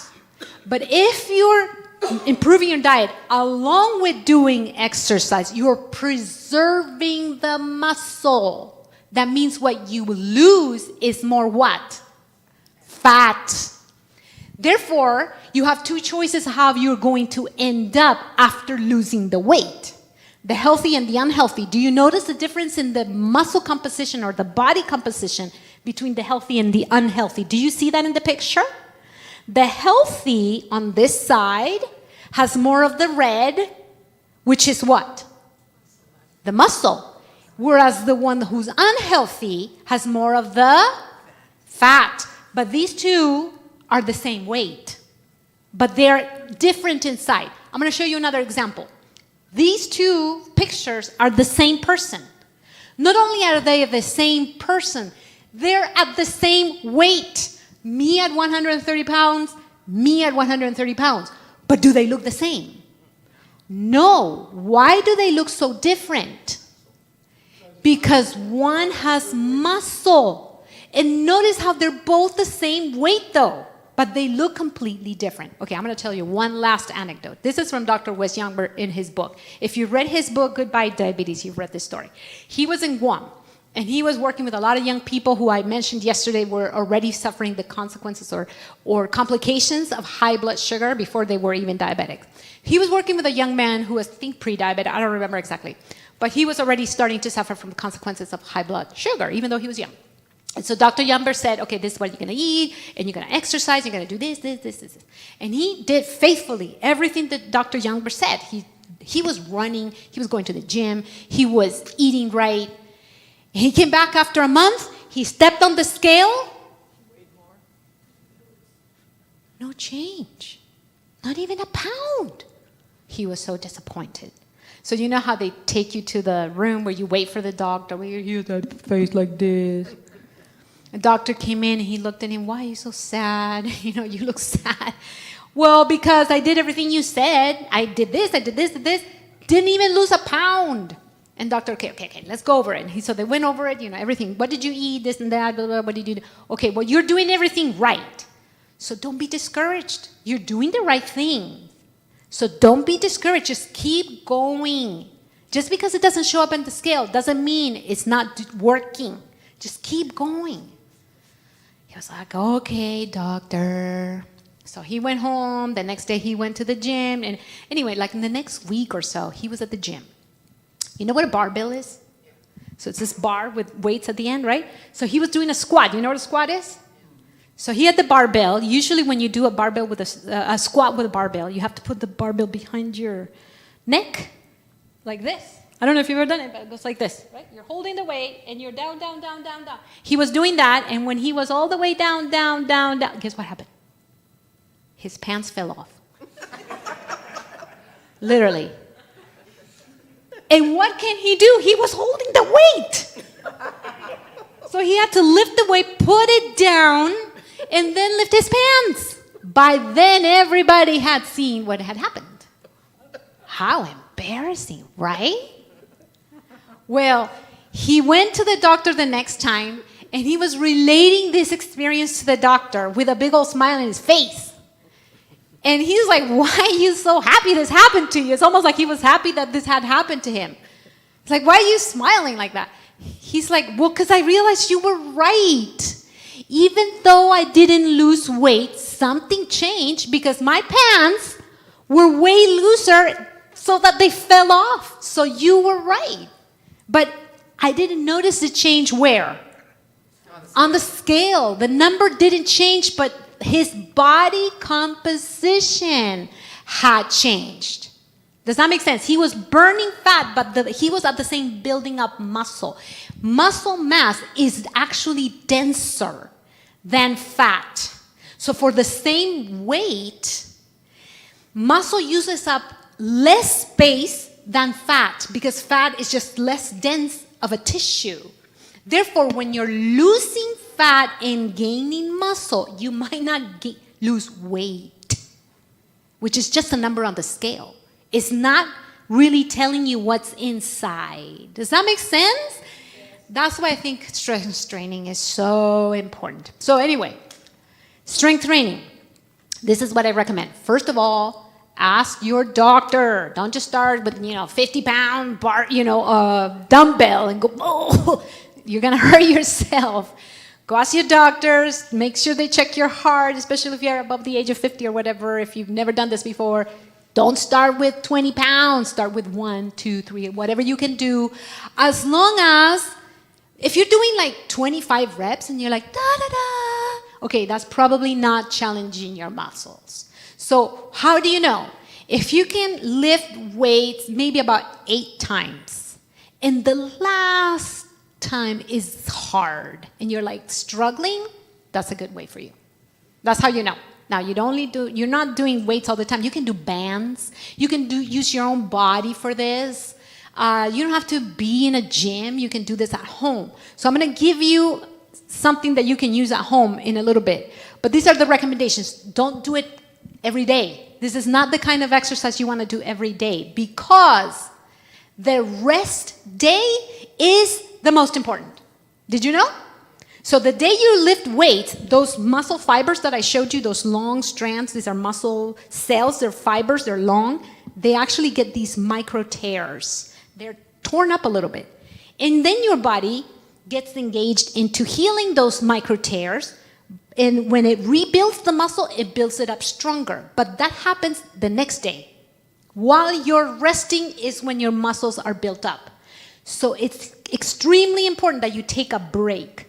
Don't do the same muscles day after day after day. You need to leave that rest. Incredible how rest is healing and how rest is so important. That rest day is when the muscle's being built. So don't do it every day. Don't do it on consecutive days. 2 to 3 times a week is what you need. Does that make sense? Yes? Now, listen to this quote. Oh, no, never mind. It's not the quote. Oh, never mind. But here's other benefits of resistance training. Here's this. It improves not just the muscle, improves the what? Bone health. It reduces blood pressure. So not just the cardio, but the resistance training can prevent a heart attack. And they have found this over and over again. It could improve your lipids, especially when it's combined with cardio. And here's what I wanted to give you for free. If you go to Google right now and you Google this, Power Up in 10. This is a PDF file you can download into your own phone, tablet, laptop, whatever you have, for free from the state of California Department of Health. They might have it sometimes printed. I've given it away in some of our clinics. So county clinics might have it, WIC, places like that, they might have printed copies. But you can easily just Google it, Power Up in 10. What you're going to find in this little booklet is 10 exercises for beginners at any age that you can do at home with a chair.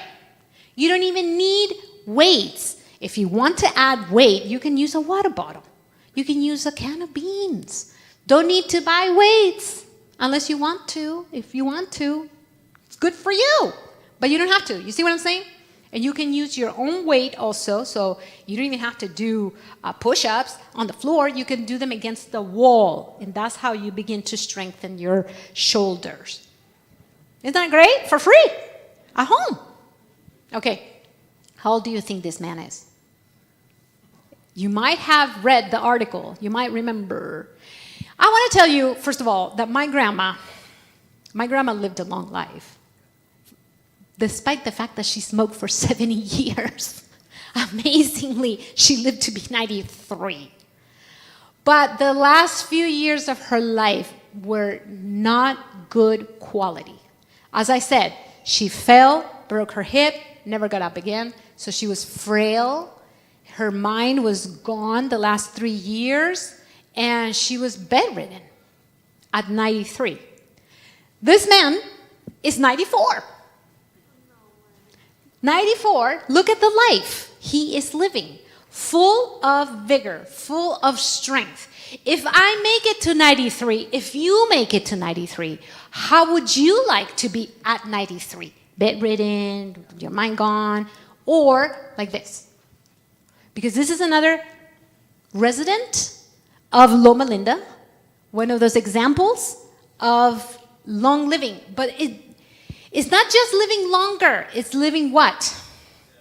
Better, healthier to older age. What's the point of living longer? We're going to be super sick.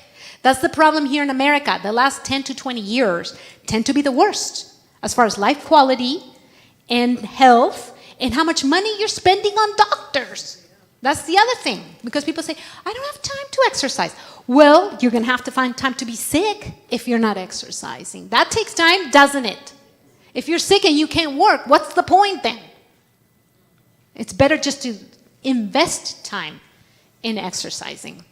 All right, the other option, if you don't like weights, well, gardening is a great combination of aerobic and strengthening as long as you're doing it. Because if you only do one tomato plant a year, that's not going to do it. You got to do more than that. But I do like this from the internet, this graphic and how it shows the different tools you can use and how they kind of correspond to what you would do at the gym. Isn't that great?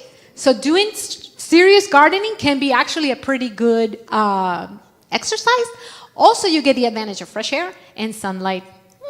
You get so many good things. Isn't that amazing what God has given us? Amen. God is so good for us. He designed man. So by the way, Genesis doesn't say that God made Adam and Eve to be on a hammock all day looking at the birds. Right? What was Adam's job according to the Bible? Yes, he was going to keep that garden. It was actually gardening. That was the first job man had. Isn't that amazing? It was gardening, and it's a great activity, and you get all these health benefits. So, thank you very much. By the way, I'm going to leave you with my. I want to leave you with my website, which is healthfortoday.net. What I want to tell you about my website is that there actually is a 10-day challenge on my website. And the reason why I want to mention it is because in my day job, we also do a 10-day challenge. We don't use what I have, the PDF on my website, because my website actually calls it the Daniel Challenge. So there's a little bit of a religious component in it, if you will, and I don't use that for my job because it's a secular thing. But what I'm saying is, it's in the Bible, you guys. 10 days. 10 days. And in 10 days, amazingly enough, because I've seen it, you can see amazing changes in only 10 days. So what I encourage sometimes people to do is not just do it yourself. Get together as a church. All of you who want to maybe try this, get together and do it together. Because during COVID, I had churches do it together through Zoom. And they were encouraging each other. They were sending each other pictures of their food, which was super encouraging for everybody. Like, oh, look at you guys what I have for breakfast. Look at you guys what I have for lunch. And they were just exchanging recipes and encouraging each other. And they also even encouraged each other to exercise. So it was a great group activity. And what I've seen is some churches use this also as part of their health evangelism, which could be a great outreach opportunity for the community. So we've seen it in churches where they actually, if you really, really take this seriously, this is what you can do. You can actually do what I do at my day job. You can do maybe 3 Saturdays or 3 Sundays in a row. You can actually invite members of the community, measure people's biometrics, get the equipment, or get a few nurses in your community. Do you guys have any nurses in your... Yes, but if you, Yeah, all right. Well, see, you even have a doctor because I talked to him yesterday. You have some doctors, you have some nurses, you have the people. So all you need now is some equipment. If you want to just do glucose and blood pressure, but if you really want to go more advanced, do people's lipid panels, which you have to invest a little bit of money to get the machine to measure people's lipids panel. About $1,000 for the kit, which comes with all the equipment necessary, the little tubes and the little, the strips are not cheap. So, but it comes with everything. Anyway, you can charge. So my friend Trisha, who's in charge of health ministries at my church, she charges people $22. It's not a lot. It's really doable compared to like going to a lab, which will charge you $150 or whatever. So you can do that. You can say, hey, we take offerings for this. However you want to do it. But here's what you can do. You can just do a 10-day challenge in your church. Put it up on, some sign or whatever. Invite the community, and then do a 10-day challenge. Measure people's biometrics before and after so people can see, oh, wow, this actually works, because it's amazing. If people take it seriously, it works. So you can use, if you like, the free PDF I have on my website. You can just download it. It's a PDF. You can print it, but it's 30-some pages and colors, not super, effective money-wise because it's a lot of printing. PDF right there on your phone, and you just look at all the menu. There's a menu. There's recipes. There's a shopping list. There's all these things. So it's free. You can use it. If you don't want to use it, don't use it. I'm just saying it's free if you want to use it. But it could be an outreach opportunity as well. Mm-hmm. All right? So thank you for having me here. Thank you for inviting me. It's me an honor. I would like to maybe finish like we did yesterday with prayer, and then open it up for Q&A. Who wants to stay? I am going to stick around for a while. My flight's not leaving until 4:30, you guys. But I'm not going to stay 4 hours and answer questions. But maybe, half an hour, however long you want to stay. So let's finish with prayer. Does anyone want to pray instead of just me all the time? Anyone wants to pray to end our meeting today? Anyone? No? Yes? Would you come up here and end with prayer, please? Thank you so much. Shall we bow our head? Oh, Holy Father, we thank you for gathering us together, and we thank you for the information that you make available. Help us, Father, as the new year progresses, to be a light to those around us, to the communities that we are involved in, and to all honor and glorify your name. In Christ we pray. Amen. Thank you so much. Thank you. Thank you again. Is there any questions? Yes, go ahead. Our bodies make all the cholesterol that we need. Oh, yes. Thank you. We don't need to eat it. Oh, yes. Yes. So the pancreas excretes bile. Yes. Isn't the bile the cholesterol? So bile is one of the byproducts that are made out of cholesterol, but not the only one. There's some hormones made out of cholesterol. Cholesterol is used for some of the membranes in the cells of your body. So there's a lot of places where cholesterol is used. So you mentioned something very important, that our livers make all the cholesterol we need. Because there's some naysayers out there who will say, well, your body uses up cholesterol, so you need to eat the cholesterol. But that's not true, because our body makes all the cholesterol it needs. Your liver makes it. So therefore, you do not need any external cholesterol. Your body makes everything it needs. Does that make sense? So yes, the bile is one of the things that are made out of cholesterol, but it's not the only one. So there's other things also, like hormones. But I mean, as far as your body producing cholesterol, that bile is where that cholesterol Yes. comes from. One of the places. The bile is made out of cholesterol. Yeah. Does that make sense? So here's the thing. When we eat a lot of fiber, when we eat a lot of fat, we require a lot of bile to digest the fat. So your body has to make more cholesterol if you're eating a high-fat diet. A high-fat diet elevates cholesterol. One of the ways is because you need to digest the fat. Therefore, your body needs to make a lot of bile. Therefore, it needs to make a lot of cholesterol to make the bile. Therefore, you're elevating your cholesterol by eating a lot of fat. That's one of the reasons why I say it's better to kind of not eat a lot of oil. But if you're eating fiber, the fiber binds to the bile, the cholesterol, and the glucose, by the way. So as you eat and digest, all of that fiber still retains some of that cholesterol, some of that glucose. It goes through your colon, and then it gets expelled out of the body. So by eating more fiber, you're actually losing, if you will, some of that cholesterol and expelling it out of the body. But if you're eating a low-fiber diet, that's not happening. So thank you for mentioning that. Yes? How do they measure the fat that is in your cells that shouldn't be there? How, Microscopically, you see under... if you're doing like if I went in just for a physical? Oh, that's a good question. How do you That's know a what yours good is? question. I'm not sure. I would have to look that up. I don't know how they measure the intramyocellular lipid. That's what you're wondering. I would think that they would still have to look at the muscle cells, maybe like take a biopsy and look at the muscle How cells. would you know unless you were, I mean, like I'm so skinny, but that doesn't mean Right. I'm healthy. Right. And I think this was done in the context of a research study where they had individuals come to maybe a lab or university or some kind of research institution where they actually took, I would think, my instinct would say they probably took biopsies of different tissues and then put them under a microscope and looked at it. But I'm not sure, actually. I would have to look that up. That's a good question. Very good question. Yes? The question was that how do people know if they have elevated intramyocellular lipids? Like, how do you know if you have fat inside your cells? There's no, like, lab test. And so I showed you some researchers where they were actually measuring it under the context of a research study. So I think my instinct would be to think that you probably, through biopsy, you take the tissues and look at it under a microscope, but I'm not sure. Sister White, in Diet and Foods, excuse me a minute.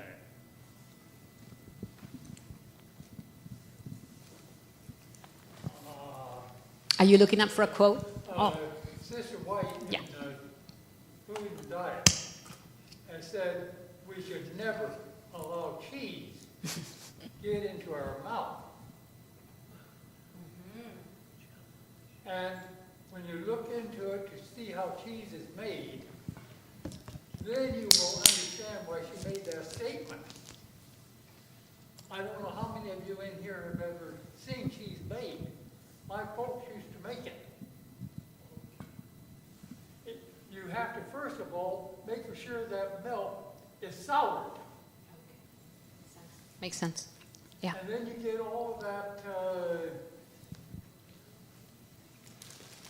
The mildew solids. and Oh, other stuff before you can get your cheese. mm-hmm. Yeah. And so we're putting when we eat cheese, we're getting all that stuff in our bodies. In concentrated form.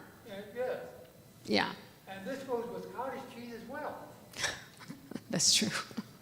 And It's- my mom and dad used to just live on cottage cheese and sour milk. Oh, yeah. Wow. I never put down it down. So I never did eat it. But you'd be surprised at how our processed foods were really done. Yeah. Now, they're in Winchester, they used to have a cheese factory. And I was going to try and make a reservation so I could take a group of people in to see how they made the cheese. Oh, wow. But they closed up before I got to get to them. But cheese is nasty. And yet, you go to your potlucks and 90% of your food has cheese in it. That's an unfortunate thing. In my opinion, it's kind of unfortunate because it's not a healthy thing to eat. It is actually the highest source or number one source of saturated fat in the diet. It has more saturated fat percentage-wise, calorie-wise, than red meat. It actually has more saturated fat than even lard, if you will, because of the percentage of saturated fat in it. And the casein is the protein, as you know, from the milk. Which cow milk has way higher than any other, mammal. Cow milk has the highest amount of casein, which is the protein. But then when you make cheese, you concentrate it so much more that you're eating this high-fat, high-casein food, highly addictive because the casein becomes casomorphin. Have you ever heard of this? Casomorphin is one of the metabolites of casein. So as you digest casein, it becomes casomorphin. And as the name implies, it's an opiate. So your brain's like just getting all these alarms as you eat the cheese. And that's why it's so difficult. It's harder probably to give up than red meat. A lot of people have that experience. So Dr. Bernard has a great article on casein. yes. In fact, he wrote a book. There's a book on cheese, and I forget the name of the book. But it's a really good book on why you don't want cheese in your body.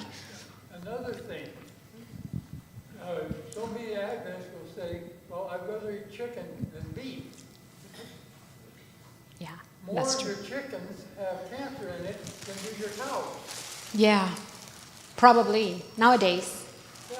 It's not like 100 years ago. Because of the way they were raised. Raised, yes. So if you have a chance to watch that Netflix, the latest Netflix documentary, it's a 4-part, I think, it's the twin experiments. They actually go into a chicken farm. By the way, one time a man from church came up to me and said, "Sister, how come chickens nowadays grow up so fast?" In Mexico, he lived in Mexico, and he's like, when they were little, to be this, big, it would take like 6 months or however long, I don't remember. And now it's like a month and a half, and they're like this big. Because that's what I see at the factory or whatever. And I'm like, well, I don't know. You're the one who worked at the factory. What did they feed?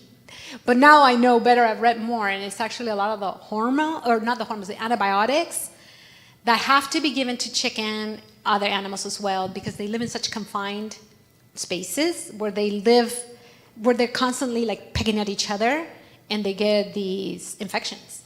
So antibiotics are given prophylactically to chickens and other animals. Not only because it prevents all the infections that otherwise they would have, which they still get infections of it, but it also helps to fatten them. They actually gain weight by taking a lot of antibiotics. So if we just knew the conditions that the animals grew, we probably wouldn't even want. I just want to know about, we didn't talk very much about fruits. Fruits. Yeah. Do I need a mic? Well, it's not going to reach. Oh. Okay. So suppose I talk like this. Oh, yes. That works. Yes. I just want to know more about fruits. Okay. Berries. Berries are probably the best. So if you want to do a smoothie type thing, Yes. would you add like a almond milk with that, or how would you make a smoothie? That's a very good question. I'm going to give you what I think is the best kind of smoothie, which is the anti-inflammatory smoothie. Yes, I'd like to know. That's what I would like to share with you. So if you take a blender, you fill it up 3/4 with greens. Greens. And pack them, not just like go, and they're just all flying. No, just pack them. Oh, okay. 3/4. And the last quarter would be their fruit, which could be berries. Berries are as far as fruits, probably the healthiest in the sense of highest amount of antioxidants. Yes. But any fruit really, unless you're very, let's say, metabolically sick in that you can't, highly insulin resistant still, and it elevates your blood sugars too much. But otherwise, any fruit you want. I don't know why. I'm going to try to, let's do this microphone. So then, oops, now it's 2. So then you would add liquid. If you want to add, it's still doing that. If you want to add water to at least half, or almond milk, or any liquid you want, I wouldn't add cow milk, but I would put, soy milk, whatever milk. And if you want to add, maybe if depends on the greens you're putting. If you're putting all kale, some people are like not used to the taste. I would put maybe 1 or 2 dates, up to you, totally optional. And if you want to add your chia or flax seeds there, because you're going to grind it in the smoothie, that's totally optional as well. But I think the basics would be 3/4 of the blender with greens. Greens are the food that has the highest nutrient density. Remember yesterday we mentioned calorie density? The opposite of calorie density is nutrient density. And green leafy vegetables are the highest in nutrient density, meaning highest amount of nutrients, and by nutrients I mean vitamins, minerals, and antioxidants than any other food. That's why you want a lot of greens. Also, they're anti-inflammatory. And then a little bit of fruit, give it good taste. And that's how I would make a smoothie. I have a tip for you too. And then we come to you. Bring in raw collards or dandelion. Collard greens are awesome. And kale. If it gets to be too bitter, just keep a little package of frozen pineapple. Oh, yeah. And put a couple of those in there, and it cuts that bitter taste. The other thing that cuts the bitterness is a little bit of lemon juice. Just go half a lemon and just go, and it cuts the bitterness quite a bit. Yeah, it works really well. Yes, please. Sorry it took us so long to get to you. 2 questions. One, my wife is an RN. She does a lot of walking. RN, you said? A registered nurse? Yes. Okay. She does a lot of walking where she works. Okay. However, the stress level is very high. Yes. Because of the nature of the job. Yes. So I'm wondering whether the walking cancels out the stress. What's your opinion? Yeah. Number 2, in order for us to have a meal together, I have to wait for her to come back home. And we have our meal late. Oh, yes. That's about, 7:30, 8 o'clock. Yes. And the next thing, after that, I sleep. What's your opinion? The next day after that. No, I hear you. I hear you. Every family has challenges. So the first question you asked, whether the walking around will cancel out the stress. Well, it will help. I can't tell you for sure if it'll cancel it out. But it will help for sure. So the physical activity definitely helps to reduce mitigate maybe some of the risks that come with the excess stress. But again, for me, the best stress management is trust. So that 8th principle of health is trusting God. And, I think about people outside of our church, with all this stuff going around, politically, and the wars, and even the just natural things that happen, natural disasters. How do people deal with the stress that comes along with that if we don't have God? I don't know, honestly. I have no idea, because for me, it's the only way is to trust that He's in control no matter what happens. Like I said, some people will die young, some people die old, but there's sin and disease in this world, and this is not our home. So knowing that helps us to cope with stress. The thing about stress is that when they have done the studies on it and its effects on the body, it's not the stress itself, but it's the perception of stress. Does that make sense? So it's not the objective stress, but our perception of it, what makes a difference. So how do we perceive stress? It makes a huge difference. So some people will cope with it much better than others, even the same situation. And that, I think, is determined by your outlook and your worldview.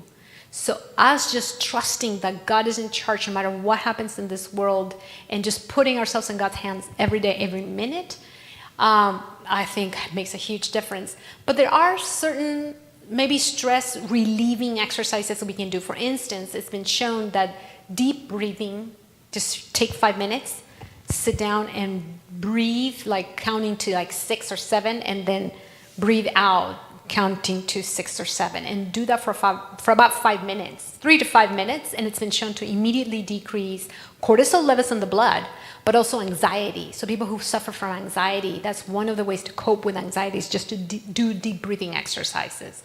Obviously, getting enough sleep would have to be another very important. But even walking, just walking outside if possible with the sunlight, because it's been shown that sunlight itself can help in preventing depression and anxiety. And in fact, it's been shown to actually work almost as an antidepressant for some people. That's why in the winter, a lot of people get what's called a different SAD. It's seasonal affective disorder. But in the summer, not so much. It's the winter because when we have less sunlight. So sunlight is incredibly helpful for mental health and just helping us to be more resilient. So I think adding all those things, the walking is very important. But everything we can, put everything, as much as we can to kind of help us cope better. The second thing you mentioned is very interesting, because I know, especially in America, there's this culture of dinner with the family, right? And in fact, it's actually recommended, because dinner time with the family sometimes is the only time we have with family. But my husband and I, when COVID started, we decided to go on intermittent fasting, right? The 2 meal a day. So we decided that we were going to try to spend time together every evening without a meal. So how do you do that? So we get together, we talk, we read together, we do a little devotional together, we do different things. In the summer, we do a little walk together. So we try to somehow make up for the fact that we're not eating a meal together by doing other activities together. I'm just giving you that as an idea. But I understand what you're saying. Like sometimes dinner together is the only time that we spend together, and we end up having that late meal, which helps with that family bonding, of course. But it also has, on the flip side, some potentially negative effects. So I hear what you're saying. Yes. You could make lunch the biggest meal of the day. If possible, yeah. If possible, that would be ideal. But again, if people work, they have different work schedules, especially nurses that have, maybe different shifts, and it makes it difficult. So, we do the best we can, and we ask God for the bless. Maria, we have an online viewer in the chat room asking one question. Yes. Okay, this viewer is by the name of Tita. Can you guys provide with the duet, D-U-E-T, can you guys provide with the duet for the 2 weeks for LDL cholesterol? I'm not sure what the duet is. I'm not sure what they're referring to. But what I can say is that I think she's referring to, can you maybe provide like a plan for 2 weeks, possibly? Yes. Can you guys provide with a duet for the 2 weeks for LDL cholesterol? So I'm not sure what they're referring to, but what I can say is that if they go to the website, is healthfortoday.net. Okay. Healthfortoday.net. Download the 10-day plan. And it's the same that I use at work. It's almost, the same thing, same kind of diet. And I have seen it with my own eyes. You can drop your LDL dramatically following a whole food plant-based diet in 10 days to 2 weeks. Of course, the longer you do it, the better. So yes, you can see great results with doing that. That's Thank what I you. would say. Yes. I just want to ask about sleep. If I get 4 hours, praise the Lord. Oh, Last boy. night, I said 9 o'clock, Lord, please. And you let me sleep 9, and I was up at 11. Oh. So I don't sleep Oh. at all, really. I don't Yes. know why. Yes. I've been worshiping at 3 a.m. since at least 60 years since I had that first child. Wow. So from 3 to about 5 is when I tend to worship. Okay. And then even when I worked, I did that. So I just don't sleep at night. I toss and I'm awake. Yeah. And I try to read and pray. I'm not sleepy. Oh. So I have no idea. And then I'm old, so I need my nap about 2:30. Oh, okay. That's good. My sleeping nap. That's good. Anything you can do to make up for that is good. Is good. So we do the best we can. Sometimes there's certain things that they call sleep hygiene. So if you look up sleep hygiene, there's several things that can help. So for instance, if you start, the biggest problem we have in the 21st century, started in the 20th century, is that the artificial lights we have incorporated. So they totally mess up our circadian rhythm, just the lights. So just start turning off the lights early, early, maybe around 7 p.m. Not turn them off, but low. So you don't want the overhead lights. You want the lights at a low angle, literally low angle. So the ones on the counter or whatever, night lights. And make sure they're not blue. Make sure they're not the white, but the more orangey lights. They don't have, so the other second thing that's really, really bad, where's my phone? Your phone is a terrible, terrible circadian rhythm disruptor, because the screen, so your laptop, your phone, your tablets, all these TV, all these screens emit blue light. And that blue light tells your brain it's daylight, because when you go out in the morning and you look up the sky, what is the color? It's blue. So that blue goes through your retina, and it basically sends a message to a part of your brain to tell it it's day. So your brain is getting a wrong message when we use screens, any screens, TV, laptop, anything. So low lights, and I mean low intensity, orangey color, low angle, not overhead, but low. Get rid of screens, hopefully, or change it to night mode, which makes the light of the screen more orange. Take a warm bath every night if you can, because the warmth of the bath makes the core temperature actually lower, because that warmth goes out to your skin. So your skin is red because of the warm water. That makes the core temperature go down, actually. So even though it appears to be kind of counterintuitive, but actually it lowers it. The temperature of your room needs to be no more than 65, 66 degrees. That's perfect. In the summer, you might need a fan or something, because otherwise, if you're, I've done this myself. If my temperature is above 67, I don't sleep. So, of course, light clothing or whatever. And then the lights, little lights, your phone is charging this and that, all these little green, red things, try to eliminate them. If there's a lot of noise in your neighborhood, try to use some kind of earbuds or something. And of course, try to not eat at night, because when we're eating, then we're trying to digest the food, so then it interrupts the sleep. Try to eliminate, one time I had a lady who's having sleep issues. This is not you, obviously, but some lady one time came to me and she's like, I'm not sleeping, I have, insomnia, I can't, fall asleep. And I, mentioned caffeine. She's like, yeah, I only drink 4 cups of coffee. And I'm like, that's a lot. Yeah, but I drink it in the morning. And I'm like, well, here's the thing. Caffeine has a half-life of 6 hours, but that's the average. Some people that metabolize it faster. Some people metabolize it very slow. And even if you're just average, you still have some caffeine at night in your body still left, especially 4 cups. That's a lot of, 400 milligrams of caffeine? I don't even know. A lot of caffeine. You still have some in your body at 9 o'clock at night. So I would say, and you might not be able to eliminate overnight. You might need to taper it down. So all those things are part of what's called sleep hygiene. So if you look it up, you can probably find more ideas of what helps.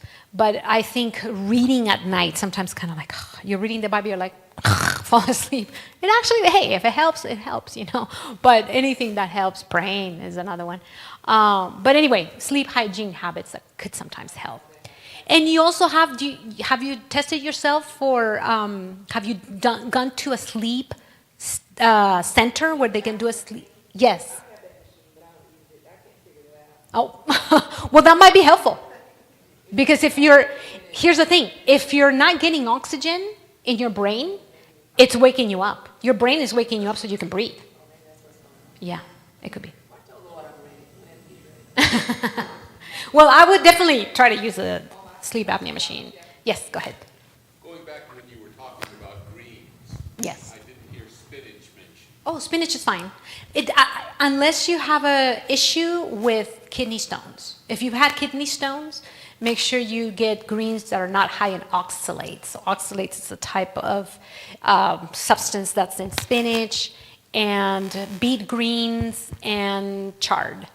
Those are usually the greens that have more oxalates.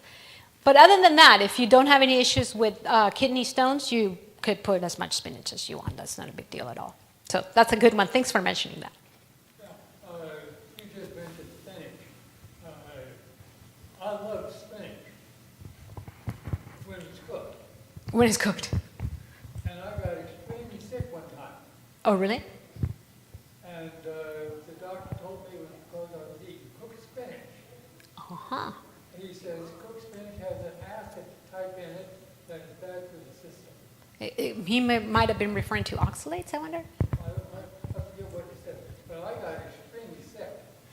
Well, I would add variety to my diet. So spinach is great, but I wouldn't just eat only spinach. Oh, okay. I see. But that, my wife cooked a lot of spinach and I ate it. Yeah. So definitely want to make different kinds of greens, not only this, always the same one. I also have been listening to a program on TV. I don't know if it was former or if he still is a Seventh-day Adventist doctor. He resigned from Loma Linda. And he has started his own health message on TV. But he was saying we should not eat tomatoes, we should not eat berries, or you know who I'm referring to now? Yeah, well, no, I don't know the person, but Guthrie. Okay. Oh. Oh, okay. Okay. Yes. Is it true about tomatoes not being good for you? That's a good question, and I know a lot of people who listen to Guthrie. And he also mentioned strawberries. Well, here's the thing. This is where I go, you know what? This is where I go back to the Bible. Isaiah 8:20 says, to the law and the testimony. If it's not according to this, there's no light in it. Unfortunately, a lot of people get mixed up with things that are not necessarily in harmony with our health message. And I would say go back to that. That's where your stronghold will be. The spirit of prophecy. So lectins is one thing that this theory of lectins has been, raised, and people are listening to this. Unfortunately, there's no scientific basis for the claim that lectins are bad for human health. Because lectins, first of all, most of them are cooked out. So especially in beans, they're cooked out. Now, nightshades are a little different. Some people might be sensitive to nightshades, so that's your tomatoes, your potatoes, and your eggplants, and your bell peppers. But most people do well on a whole food plant-based diet, and they don't have any issues with nightshades at all anymore. So I would say always go back to the law and the testimony, because more and more confusion will come into the church even through different sources, whether they're Adventist or non-Adventist. And the only way to know the truth is Jesus is the truth, and the testimony of Jesus is the spirit of prophecy. So I definitely rely on that, because like I said, there's too much confusion out there. And sometimes science doesn't have the answers yet. But the spirit of prophecy was given to us so that we can have light at these times. That's my opinion on that. Yeah. No, 1 second. Let me have her ask her question. Yes. Is diabetes related to BPH? Not necessarily. So BPH is benign. It's a prostate issue with gentlemen usually after the age of 60. And it's not the same as prostate cancer. It's a benign situation, but it's usually the prostate enlarged. And it's not necessarily related to diabetes, but it could affect people's quality of life. And but it's not a dangerous thing. And with an anti-inflammatory diet, it might improve. So if there was a PSA of 37.1, it would... PSA? Oh, that's high. So that can put somebody at a risk for prostate cancer. So PSA, definitely check that. And Dean Ornish is a doctor who did the study where they showed that heart disease can be reversed. And then he did a study on prostate cancer, specifically measured PSA, and also did MRIs on men who had prostate cancer early stages. And what they did is that they put people on a whole food plant-based diet, and the group that was following a whole food plant-based diet, their tumors tended to shrink, and they did not need the regular cancer treatment, whereas the control group, who were just eating a normal diet, they did need, and their tumors tended to grow. Absolutely. And in fact, for prostate cancer, most men are recommended to first try lifestyle before, unless the prostate cancer is very aggressive. But if it's not an aggressive cancer, try lifestyle first, because prostate cancer treatment can be extremely debilitating. It can not only cause impotence, but also